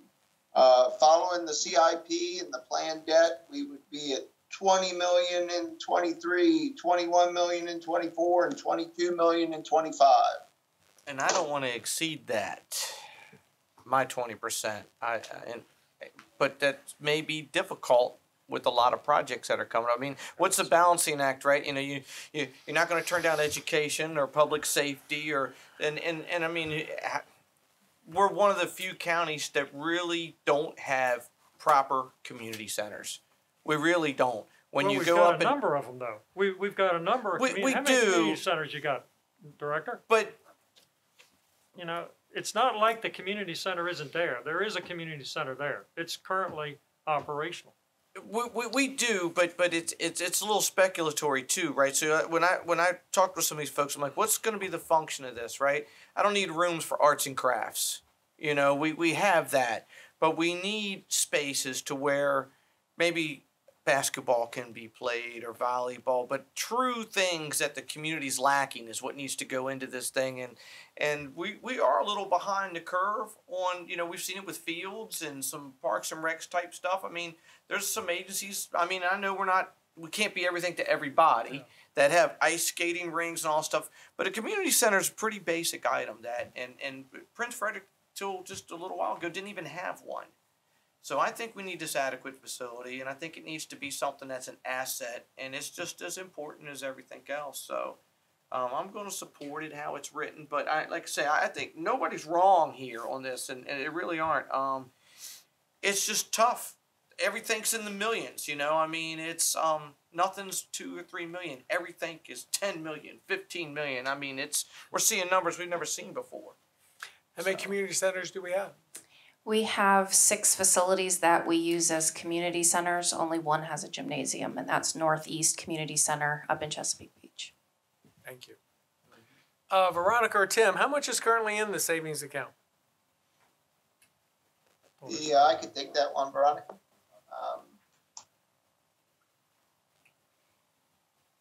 It's 20 something. 25. Yeah, let me, I'll give you a real number, Commissioner. So at June 30, 2020, and I know it's almost a year later, but our unassigned fund balance was $32,650,000. All indications are we would add the fund balance in 21, but I should mention that we're taking this money off the top, and I would project today just a slight increase to fund balance in 21. So again, at the end of 20, unassigned fund balance was 32.6, and the stabilization agreement, which we're discussing raising today, was at 25 million, 33,000. So the combined could be viewed as the board in case of an emergency is 57. And the project we're discussing today, based on what's been discussed, we're not going to break any ground for another 18 months, correct? Is what I heard, probably. Yes, sir, that's correct. 18 months. So the $6 million is actually going to be in a savings account for at least the next 18 months, correct? It's going to be assigned. Collecting interest, I hope. Anything. So it's going to be sitting in the savings account. You know it, not much these days, but yes. .0001. Well, you're going to move some of it. You're going to move $1 million and something in planning. So that you know. Yeah, they're going to absorb some of it, right? But whatever's not spent is going to sit in the savings account. I know the supporters of the project don't want to hear this, but if the sky were to start falling, right? You know, until a project is getting in the ground, that money can be reallocated. Well, it isn't about the sky falling. It's about what you do as a government as a matter of routine policy, and you bond out high long-term capital projects. We even bond out wheeled vehicles, fire engines, ambulances, those kinds of things. I don't think we bond fire apparatus, do we, Tim? Yeah, we do. Fire truck, isn't it? Oh, that's right, we do. Yeah, as a whole. Yeah. Yes, that's right. So it's the concept of what you want to do as a board and determining the policy of government as to how it operates. If you're not wrong. You're not wrong. You put a policy and you stay strict to it, and I think this, like I said, that's why I hated to use the word an anomaly. That's what it is, though. It is. You know, and so is this one of those projects that we can get off the books? I mean, you know that we know we couldn't say buy a school with where we were at. We couldn't just write that check. But this one, no one's wrong here with this. Like I said, I just know there's so much coming that's going to go on that CIP, and so much we're going to have to bond that I don't want to see. That's just, and like I said, nobody's wrong. I just think if I'm rolling the dice, I'm rolling the dice this way. I don't think there's a wrong answer here. In deference to the board and the views, we're talking about a philosophy here, and. We also have to bear in mind, Commissioner McConkey spoke of changes in leadership on our board. The County Commissioner form of government requires us to ask the delegation for monies as well. For bonding. For bonding. Yeah. So we can't change that. That's right. a fixed. Right. So if we go that route, we got to go to them. Correct. And we go in 2022, General Assembly session in calendar year 22. Yeah. So, which could be another hurdle for them, basically. Well, and to reiterate, Commissioner Hart, no one is wrong here. It's just a matter of philosophy, I think. And this is the taxpayers' money. I want to go ahead and make a motion to close the record, approve and adopt the stabilization arrangement resolution effective July 1st, 2021, and approve and adopt the resolution adopting BA 076 CIP. Second. So I have a motion and a second to close the record, approve and adopt the stabilization agreement resolution effective July 1, 2021, and approve and adopt the resolution adopting BA 076 CIP. Is there discussion on that motion? Hearing none, all those in favor say aye. Aye. Opposed? Opposed. Motion carries 4-1. Thank you, gentlemen. Thank you, staff. Thank you all. Staff. Thank you. Next item is new business. Commissioner Weems? Yes, sir, Mr. President. This comes to us from Jennifer Moreland. She's on. Good afternoon, Commissioners. Hey, I'm here and I can read the memo for you. Well, Miss Jennifer, what if I want to read it? You're more than welcome. No, I defer to you, madam. I want you to read it. Sure. I'm more than happy to. All right. This is regarding the FY 2021 On Behalf of Bonds program and letter to the Department of Commerce. Background. The Internal Revenue Code limits the amount of private activity bonds that may be issued in each state. Annually, the Department of Commerce issues its private activity bond initial allocation, wherein it allocates the Maryland state ceiling among counties. Any allocation not used by September 30th automatically reverts to the Secretary's reserve on October 1st, unless it is transferred to another issuer or is used to issue private activity bonds.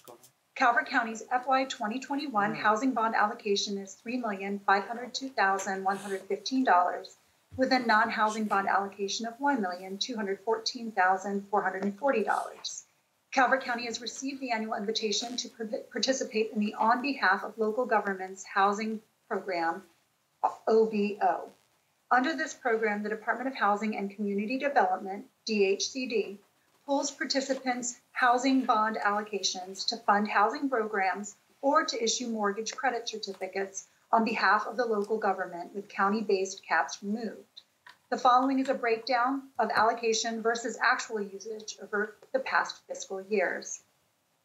On the chart, you will see Calvert County private activity bond allocation for housing. At FY 2015, it was $3,192,362, and now in FY 2020 is increased to $3,381,110.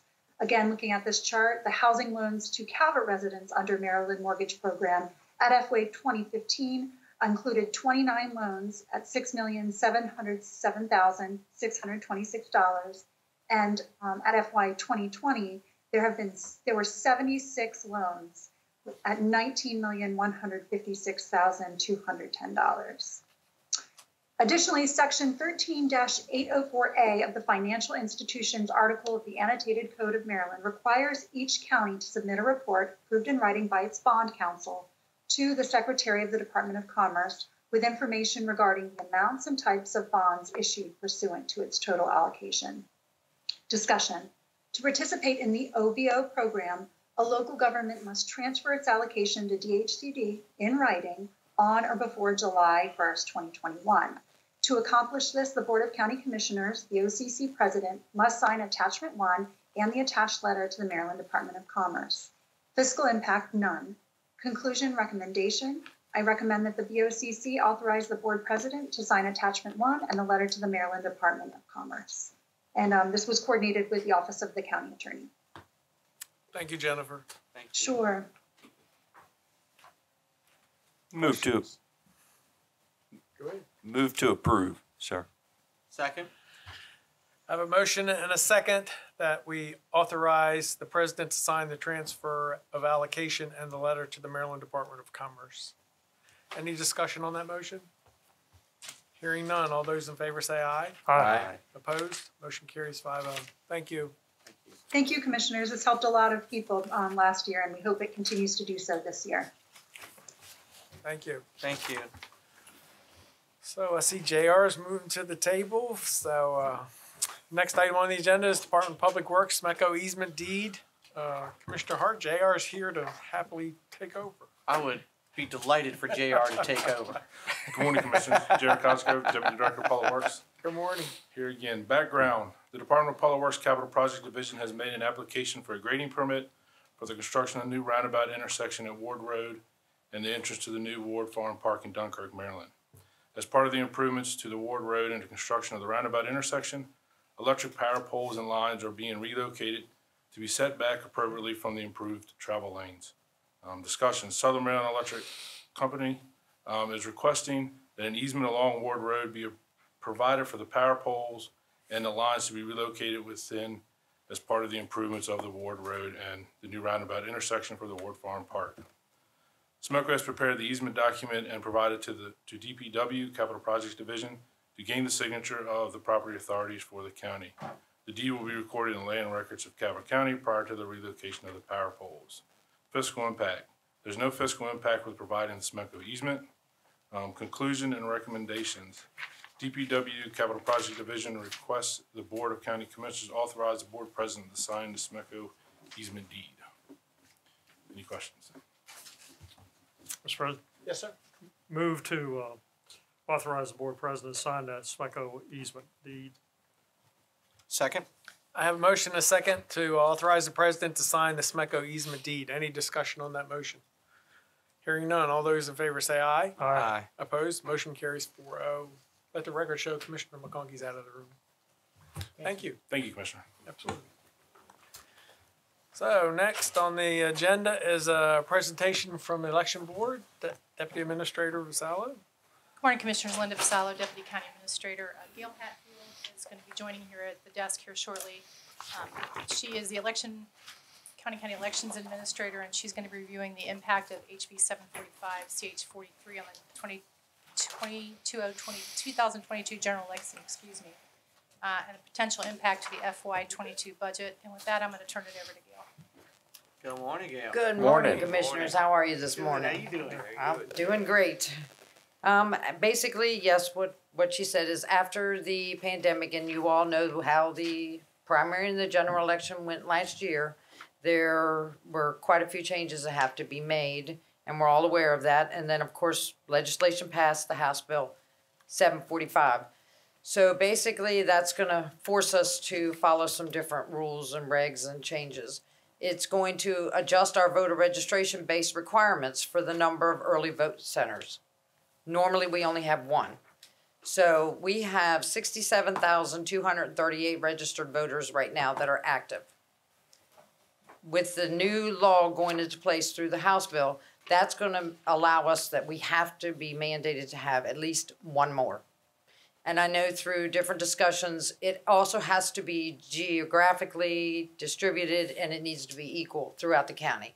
The only way for us to do equal throughout our county is to actually have an early vote center in every district. One for the first district, one for the second, and one for the third.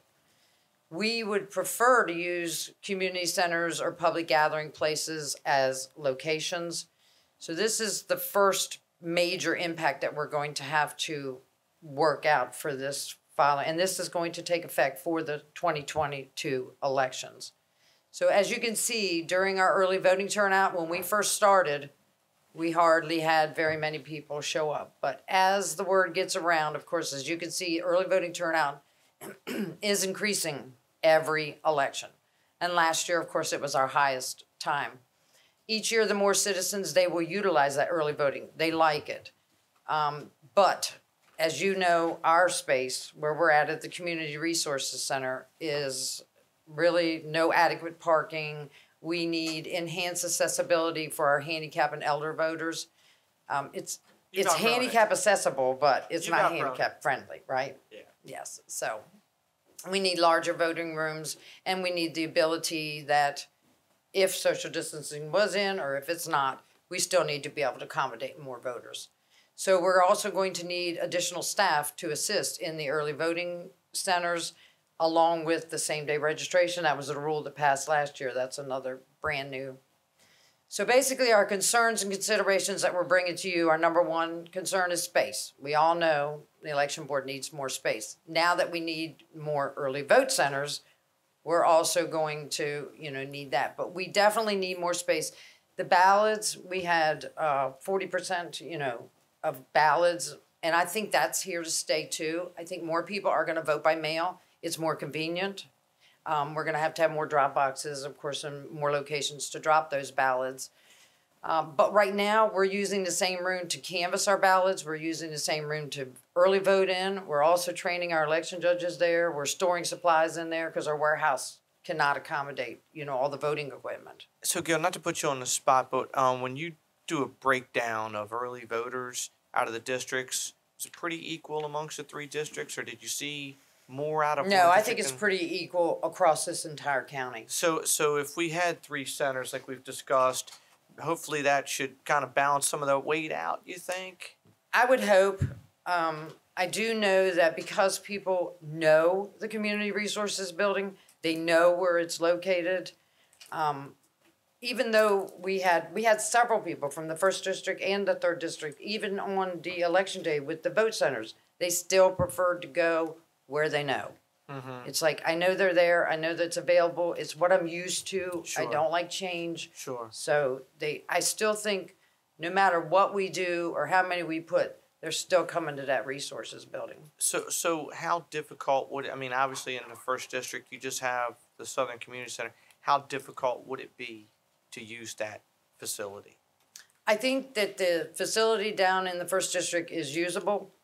I just have to have staff. I just have to have election judges. I have to get more voting equipment. We're only situated right now to handle one early vote Sure, and the site. clock's ticking. It's June, and the clock's so ticking, and now we're going to have to triple. Yes, you got a year from June. You got 1 year to there's not a lot of time. And we're going to have to survey each location that we do come up with. They're going to have handicap surveys done. It's going to have to make sure it's going to be ADA compliant. Right? Yep, ADA compliant. Now, obviously, you have your spot in 2, but in 3, is there thoughts to what you would use? The 3rd District is the most difficult. We could utilize maybe the Northeast Community Center, but if we do, it's in June. There's your water park. Your water park's going on right there too. So how are we going to utilize the community center with the parking and also the water park right there too? And my question is too, if I live in Huntingtown, is it easier to drive to Prince Frederick or to go over to there? I think most of Huntingtown comes to Prince Frederick. That's what I mean. St. Leonard, they come up to Prince Frederick. Right. So to try to, because, obviously to try to disperse people around as much as possible, is what's going to be closer for, Now, will you be able to vote anywhere, or you have to vote in your district kind of thing? You can go anywhere, but... Okay. Early voting, you can go anywhere, because of course we handled all 3 districts, in Well, the I'm talking about district. in the general. But in the general election, we're also going to open up the precincts you for have the election schools day. Or anywhere you want to go? No. Oh, so you will No, have to still... they're going back to do a trial of opening up all the precincts. Okay. And they did agree that the vote centers was the most ideal. It was ideal. People could go anywhere they wanted if they were coming home from work or whatever. Right. Yeah. But in the 2022 election, for election day, they are going to have all 23 precincts back open again. And then we will see how that runs. And then they may go back to vote centers again the next time. I don't know. Because maybe I didn't understand the answer. So if But this back is on for election early day, vote. general election, I'm coming down the road from D.C., even if I live in District 1, I cannot stop in Dunkirk. No, you're going to get a provisional because that's not your precinct. Yeah. But during early voting, the 8 days of early voting, you can utilize any vote center. So that's basically like 8 days of vote centers in the county where you can go and vote. And I hope they utilize it because that does cut down the traffic for election day. So Northeast is where you're thinking for that? Well, Northeast right now is the only community center we have. Unless you got, ideally, I wish I could be in Dunkirk.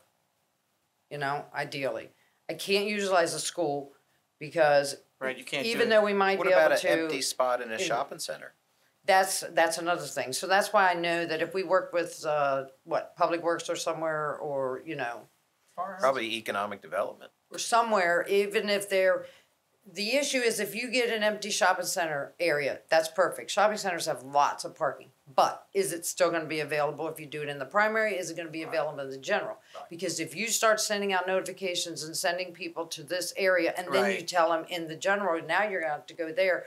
We're going to be back having a big Well, eventually they rent the space hassle. too. They rent the space too, Right. and you have other tenants in there. And so if you've got all of a sudden 1,000 cars, those other tenants can't operate business. So you would have to find an isolated spot that you would get some agreement. But eventually they're going to want to rent that.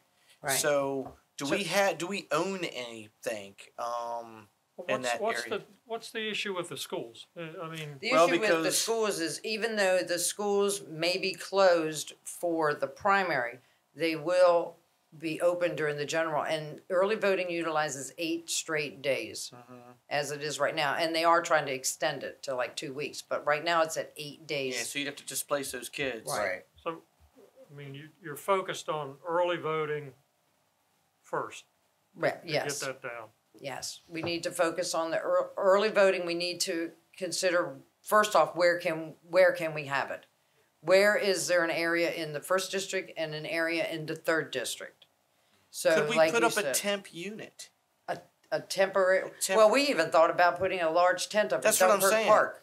But in the wintertime, if it had heat, is there going That's to be true, parking? too. You get real bad and weather. then how do you secure the voting machines at night? Because no matter where we pick, we're going to have cameras installed. We're going to have security installed, alarms.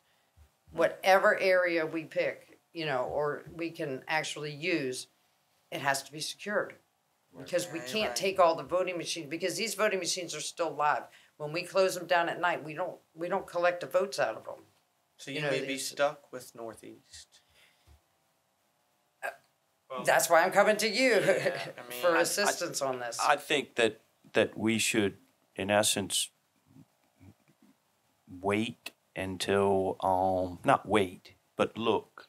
And just like tasking Mark and yourselves, we will figure this out. And get a list of what's available. Yes. Can't have it at Planet We will Fitness. figure this out. But you're going from the perspective of the expenditures, and then we'll Yes, get a plan. I'm trying to give you all that's going right now a heads up of what it's Right. going to take. Yep. We know we have to do this. Getting there is going to be another issue, but to get there, we need to let you know what we need, what it's going to cost. Right.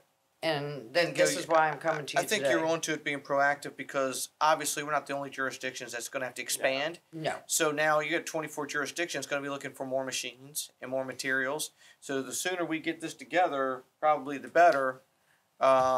Because who knows? We've seen with COVID shortages of everything. Yes. I mean, even change from the bank it was short at one point. So This is why I'm trying to bring to you all right now and let the public be aware that this is coming, and we definitely need. And there was everyone's complaining where we're at. We all know, long term, we have to find a better solution. For the future. So why do you need more machines? Why am I going to need more machines? More Because the locations. machines are going Not to in general. be for the election, because we're adding 2 more early vote centers, and our machines are already used right now. But in the general election, how many you run? 23 precincts. We'll run 23 precincts. So you don't have enough machines that you. But we currently also have use 2 for- that go out for early vote. See, all these machines are already programmed and sealed So you prior can't to election. use the same machine for early voting and the general No, election. no, no. Really? No, no. They're locked down. They're sealed. They're sealed until, and those early voting machines, everything is programmed before early voting, and they are locked down and sealed. They all and that's have when you see like the officers bring them up from the different jurisdictions. right. And That's stuff. election Right. night. Like we can't even open the early vote machines until election day.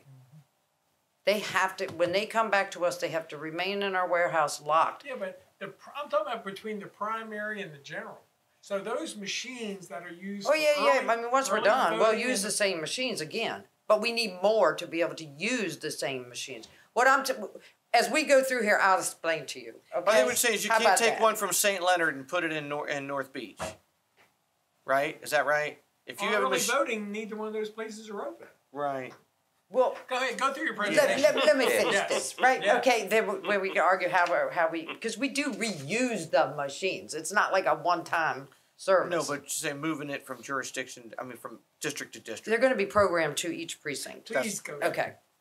So another consideration, and one of our concerns, of course, we've talked about the space, the office, you know, so we need larger rooms, and we know this, and this is our goal, is to get the election board in the future into a one-stop shop everywhere. Okay, okay. Now, the fiscal impact on this is basically what the fiscal impact is going to be. We're asking for 2 permanent employees just to help cover with the vote by mail and the in-office things. We're also looking for temporaries, because with the vote by mail increasing like it did 40%, we had 5 temporaries last time. What we did was we utilized our same office, we utilized the same computers, but we brought 5 more employees in at night. So what we did was our regular employees worked during the day, we ran 5 more at night, and we were still struggling to keep all the applications into the computer and doing the data processing. So that's why we're asking for at least 5 more employees to run a second shift. We'll still keep the same, you know, computers and all, but just run them at night. We're gonna have to have more election judges. The election judges we use right now for one early vote site is we use 15. 15 for 8 days. So multiply 15 times 8 days. That's how many you use. Now we're going to have to use 15 times 3 sites times 8 days. So basically, we have the election judges, but it's going to cost us more because we're only having to pay them 1 site for 8 days. But now we're going to have to pay 3 sites for 8 days. So that's where I had to put an increase on just the pay for election judges. And they only get $175 a day anyway to $200, which is basically like community service. It really is. You know, that's a long day. It's less than minimum wage. Yes. So, and then of course our goal is also to advertise as much as possible. We have got to get it out. If we have 3 early vote sites, we have to have that out there as much as we can to try to get the people to utilize those 3, because they're not going to be used to it, and we've got to get it out there. It don't do no good if everybody still goes to the one they know of. If they still keep coming to me. Right. If they still come to Prince Frederick, we need to if you're smart, advertise. you'll move up to Dunkirk. I'm going to have enough difficulty being 3 places at once. I'm right. used to being in 1, you know, so. We did add in there a tentative figure of, we were trying to figure out how much it costs when we put cameras at Southern Community in different places. So we put a $15,000 in there for security and the cameras. Transportation, you know, we're going to have that. That's going to be to transport the voting equipment to the locations. It's $1,000 each way. So that would be 3 sites, you know, basically. Well, 2 added, because we already have it in the budget for the 1. Then the voting equipment. What we're going to do is, we lease these. We lease our scanners from the state. So where I'm telling you is that we're going to be leasing 4 more scanners. So it's not like we're adding a lot of extra voting machines like you were saying. We're only needing, we have enough to supply us right now for our early vote site and our 23 jurisdictions or precincts. We just need 2 more for the 2 sites. So that's 4, only 4 more scanner voting machines is all we're saying that we're going to add to us. And along with the 4 scanners, of course, you've got the ballot boxes that go with it. And then you have to have 4 more touch screens. So this is where I'm coming up with the costs. These are only for 4 more. Then there's the memory sticks that go on them. Then there's the carts. You're going to have to buy 2 more carts to go to 2 more different, you know, locations. And then, of course, the poll books. Poll books are going to be something in itself because, of course, they're going to new poll books. This is going to be a county burden. The state is not a 50% on poll books. Right now, we're 50-50 split on poll books. The state is in the middle right now. They're reviewing the, you know, RFPs, and they did the whatever, you know, everything to get the poll books. That's going to be 100% cost on us. So we've already added poll books into our budget, but we're adding more for the 2 extra. But what I'm putting in here is only for the 2 extra sites. Then, of course, voting booths. We're going to have voting booths. We figured we'd get 4. They're called 4-ways, where you all saw in the early vote center before, where 4 people could vote around 1. Those are to add those to the 2 sites. And then supplies. So we put the equipment subtotal there, and then along with everything else, we put a total budget. And that is the total budget to add 2 early vote sites just for Calvert County. So that's not including a building or, anything else. If we had rent or something like that, if we had to lease a place, that's not in there. This is just the standard base to be able to cover 2 more vote sites. I don't think we have a choice but to move forward with it, Mike. Right. And then just to understand that the election board is still out there preaching to the choir that we need a bigger location. Yep. So this is basically the background and the cost, and that's why I wanted to bring it to you. Mr. President, Thank I'll you. make a motion to approve to add $355,323.70 to the FY22 budget. Second. So I have a motion and a second to add $355,323.70 to the F22 budget. Do we have Director Hayden online? Because we're going to a budget Yes, hearing. sir. Director Hayden. So there's a motion on the floor to add $355,000 to the budget that we've already published and going to public hearing on tonight. So do you have options of where we're going to find that $355,000? Yes. We would probably start with an increase to the income tax estimate for 22. That money seems to be related. I think we can make a case that money could be related to the pandemic. And as we get ready for our American Rescue Plan money, we may be able to fund that with that money. We'll be coming to the board with a budget adjustment for that in the not too distant future. So for now, $353,000 on our $101 million estimated income tax money doesn't cause any concern to me. Very good. Okay. All right. Any other discussion? Hearing none. No, All those in favor say aye. Aye. Aye.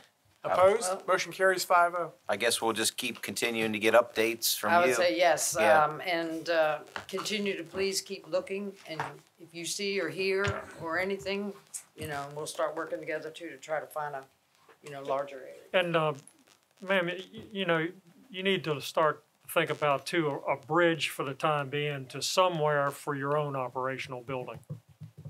And then as far as the long-term future of it. And the long-term future of it, one of the options is the Prince Frederick Armory. That's one of the options right there. That would be doable to work in concert with a Veterans Support Center. Yes, and I think the veterans and elections kind of go together anyway. It's like a one-stop shop. That's what we're looking for. Thanks very much. Maybe you get a lot of the veterans to be judges too. That would be awesome too. Yeah. Commissioners, Mark Willis, County Administrator, the Deputy Administrator is working directly with Ms. Hatfield on this. So both the PowerPoint and her needs are being tracked in our office, as well as future needs for the space that we're talking about for this increased requirement, but also for her current situation of being in tight quarters to begin with. So we are working towards that end. Yeah. Because that bridge might include some separation.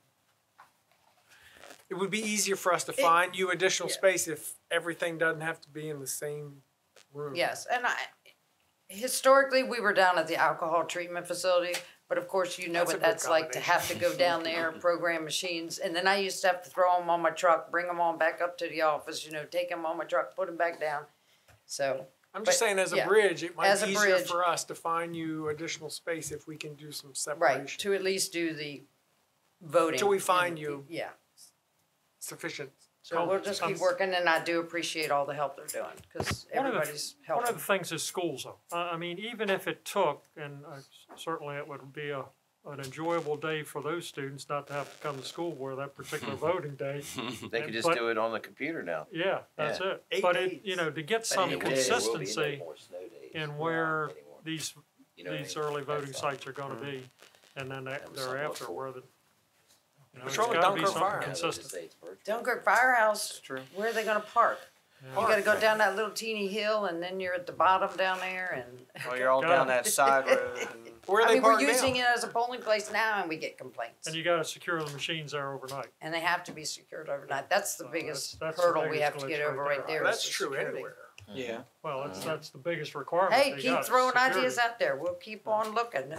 Burger King's the only other. It will be worked out. Now we're talking. We'll get there. Yes, I think communication to the public is the key to all. That's the key, and that's the reason I wanted to come to you all to let you know.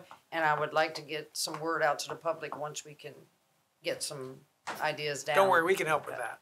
I appreciate it. All right. Yep. Put in their tax bills. They read those. Yeah, right.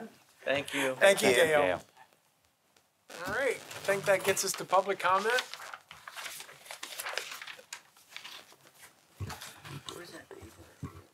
Commissioners, there are still 3 people on the telephone line.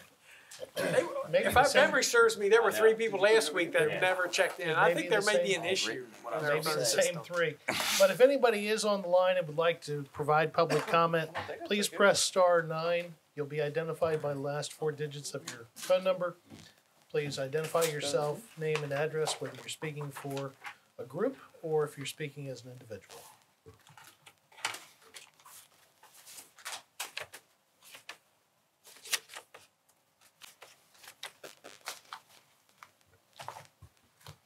Mr. President, if those 3 people are on next week or the following week, we need an We need to internal do a- investigation. We need to do a home check. Yes. There are no speakers. Same as last So week. either IT or the sheriff's department needs to do an investigation. Check this evening. The 3 accounts are to manage Zoom. There you go. Mm. There you go. Thank you. Well, hearing no public comment, next item on the agenda is commissioner reports. Commissioner Hutchins? Thank you, Mr. President. With regards again to the COVID situation, thankfully we're coming out of that, at least edging our way out. So I hope everybody continues to fare well and continue to work towards this different world we're going to be in as we leave. Also, that what's taking place in the Holy Land is tremendous. The impact could be worldwide. I served in Israel for a while. I've been on the streets of Tel Aviv with military and police. I've been in the mosque that's under Solomon's, that was Solomon's Stables, at the invite of the Imam. I've been to the Church of the Holy Sepulchre, to the place where whoever you believe this person was, Jesus of Nazareth, his body was laid, and ran my hand across a stone that was carved out of that mountain, out of that cave. That is an incredible place, and it is just awful to see the destruction that's taken place. So hopefully, again, we can continue to pray for peace, because that is within mankind's ability to make changes there. That could be a world changer if it continues to escalate. Thank you. Thank you. Commissioner McConkey? Yeah, I just wanted to send my prayers out to the firefighter that we lost this past week, Raleigh Midkiff. He was a young man, like Commissioner Hansen said earlier, volunteered at St. Leonard and then was currently a volunteer in Dunkirk and also a paid firefighter in Washington. So my prayers go out to his family. Also to the 2 Charles County police officers who were shot yesterday. And also there was a really bad accident at Lower Marlboro Road yesterday. I believe we lost somebody there. So my prayers go out to their family also. Thank you. Commissioner Hart? Just want to echo Commissioner McConkey on that. And also, we had a fire down my way. And just thankful again to the men and women of the fire and rescue units. They're always there. So no one lost their life. And I believe the pets were saved. And it was just, boy, it's just thank goodness they're there and everybody was safe. So thank you. Yeah, mentioning that, I don't know where you get them, but you can get stickers put on your front doors and stuff to notify the fire departments, like if you have pets. Yeah, she was in the home, house, and that's thankful, very helpful. when the fire started, and Yeah.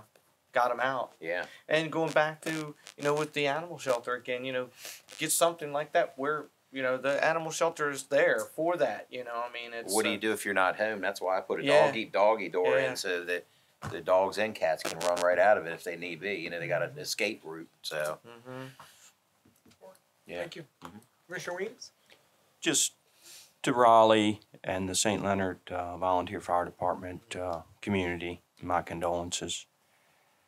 And then on a lighter note, I'm looking forward to a cacophony of cicadas that are coming. They're everywhere. And hopefully they're already here. I'll be able to at least present someone, especially Mike Hart, with a cookie. You saw those? I saw that on TV. I know. Yeah, I saw that. I want to see you eat one, sir. You gonna eat one? I'll eat one if you eat one. Oh, it's almost like back here in high school. Man, let's do it for charity. Well, do it for a charity. Well, if you'd like the taste of them, you're gonna have to wait another 17 years That's after true. that. Yeah. That's right. That's all I have, Mr. President. Thank you. So this Saturday we have an Eagle Scout ceremony, the first one in over a year, I think, in person. So plan to attend that. And as was mentioned earlier, you know, the COVID restrictions are easing up, and we're trying to get county government back operational. But there's some fallout. You know, we have issues, especially Parks and Rec hires a lot of seasonal part-time help, and we're having extreme problems hiring help. So some Parks and Rec functions are not going to be able to open at full capacity because they're not going to have staff to operate, just like the restaurants and hotels. So encourage anybody out there who's looking for a part-time job, summer job, please go on the website, check out the openings that we have in county government. But just a little warning that even with COVID restrictions easing up, there are certain functions in county government that are not going to be able to because of a lack of staff. So just want to prepare you a little bit for that. The other is just tonight we're having a public hearing on the budget, 7 p.m. It's going to be virtual. So we encourage all of you to call in with questions and comments. And I don't have the information of how to call in, but I'm sure the attorney does. It will be virtual, but we'll be here. You will be here. We'll be here. Thank you, Commissioner. The toll-free phone number to call in tonight is 1-888-475-4499, and the code. Did you say it was toll-free? He said toll-free. It is toll-free. So, Good. So that's one way we could make up the money. You just charge for the calls. Do you know how many now, people yeah. don't know what toll-free means anymore? Well, Yeah. I apologize. Showing your age, John. The login code and everything that anybody needs to know is found on the county's website as well, and it's published with the agenda.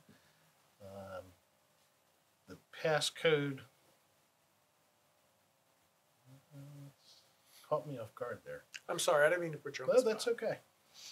Keep me on my toes for next time. Meeting ID is 899-4188-8251. 899-4188-8251. And you enter the pound key when asked. Thank you, John. Thanks. So just want to encourage everybody, though, to tune in and watch. If you have questions or comments, don't hesitate to call in. We appreciate hearing from you. So other than that, I would entertain a motion to move on.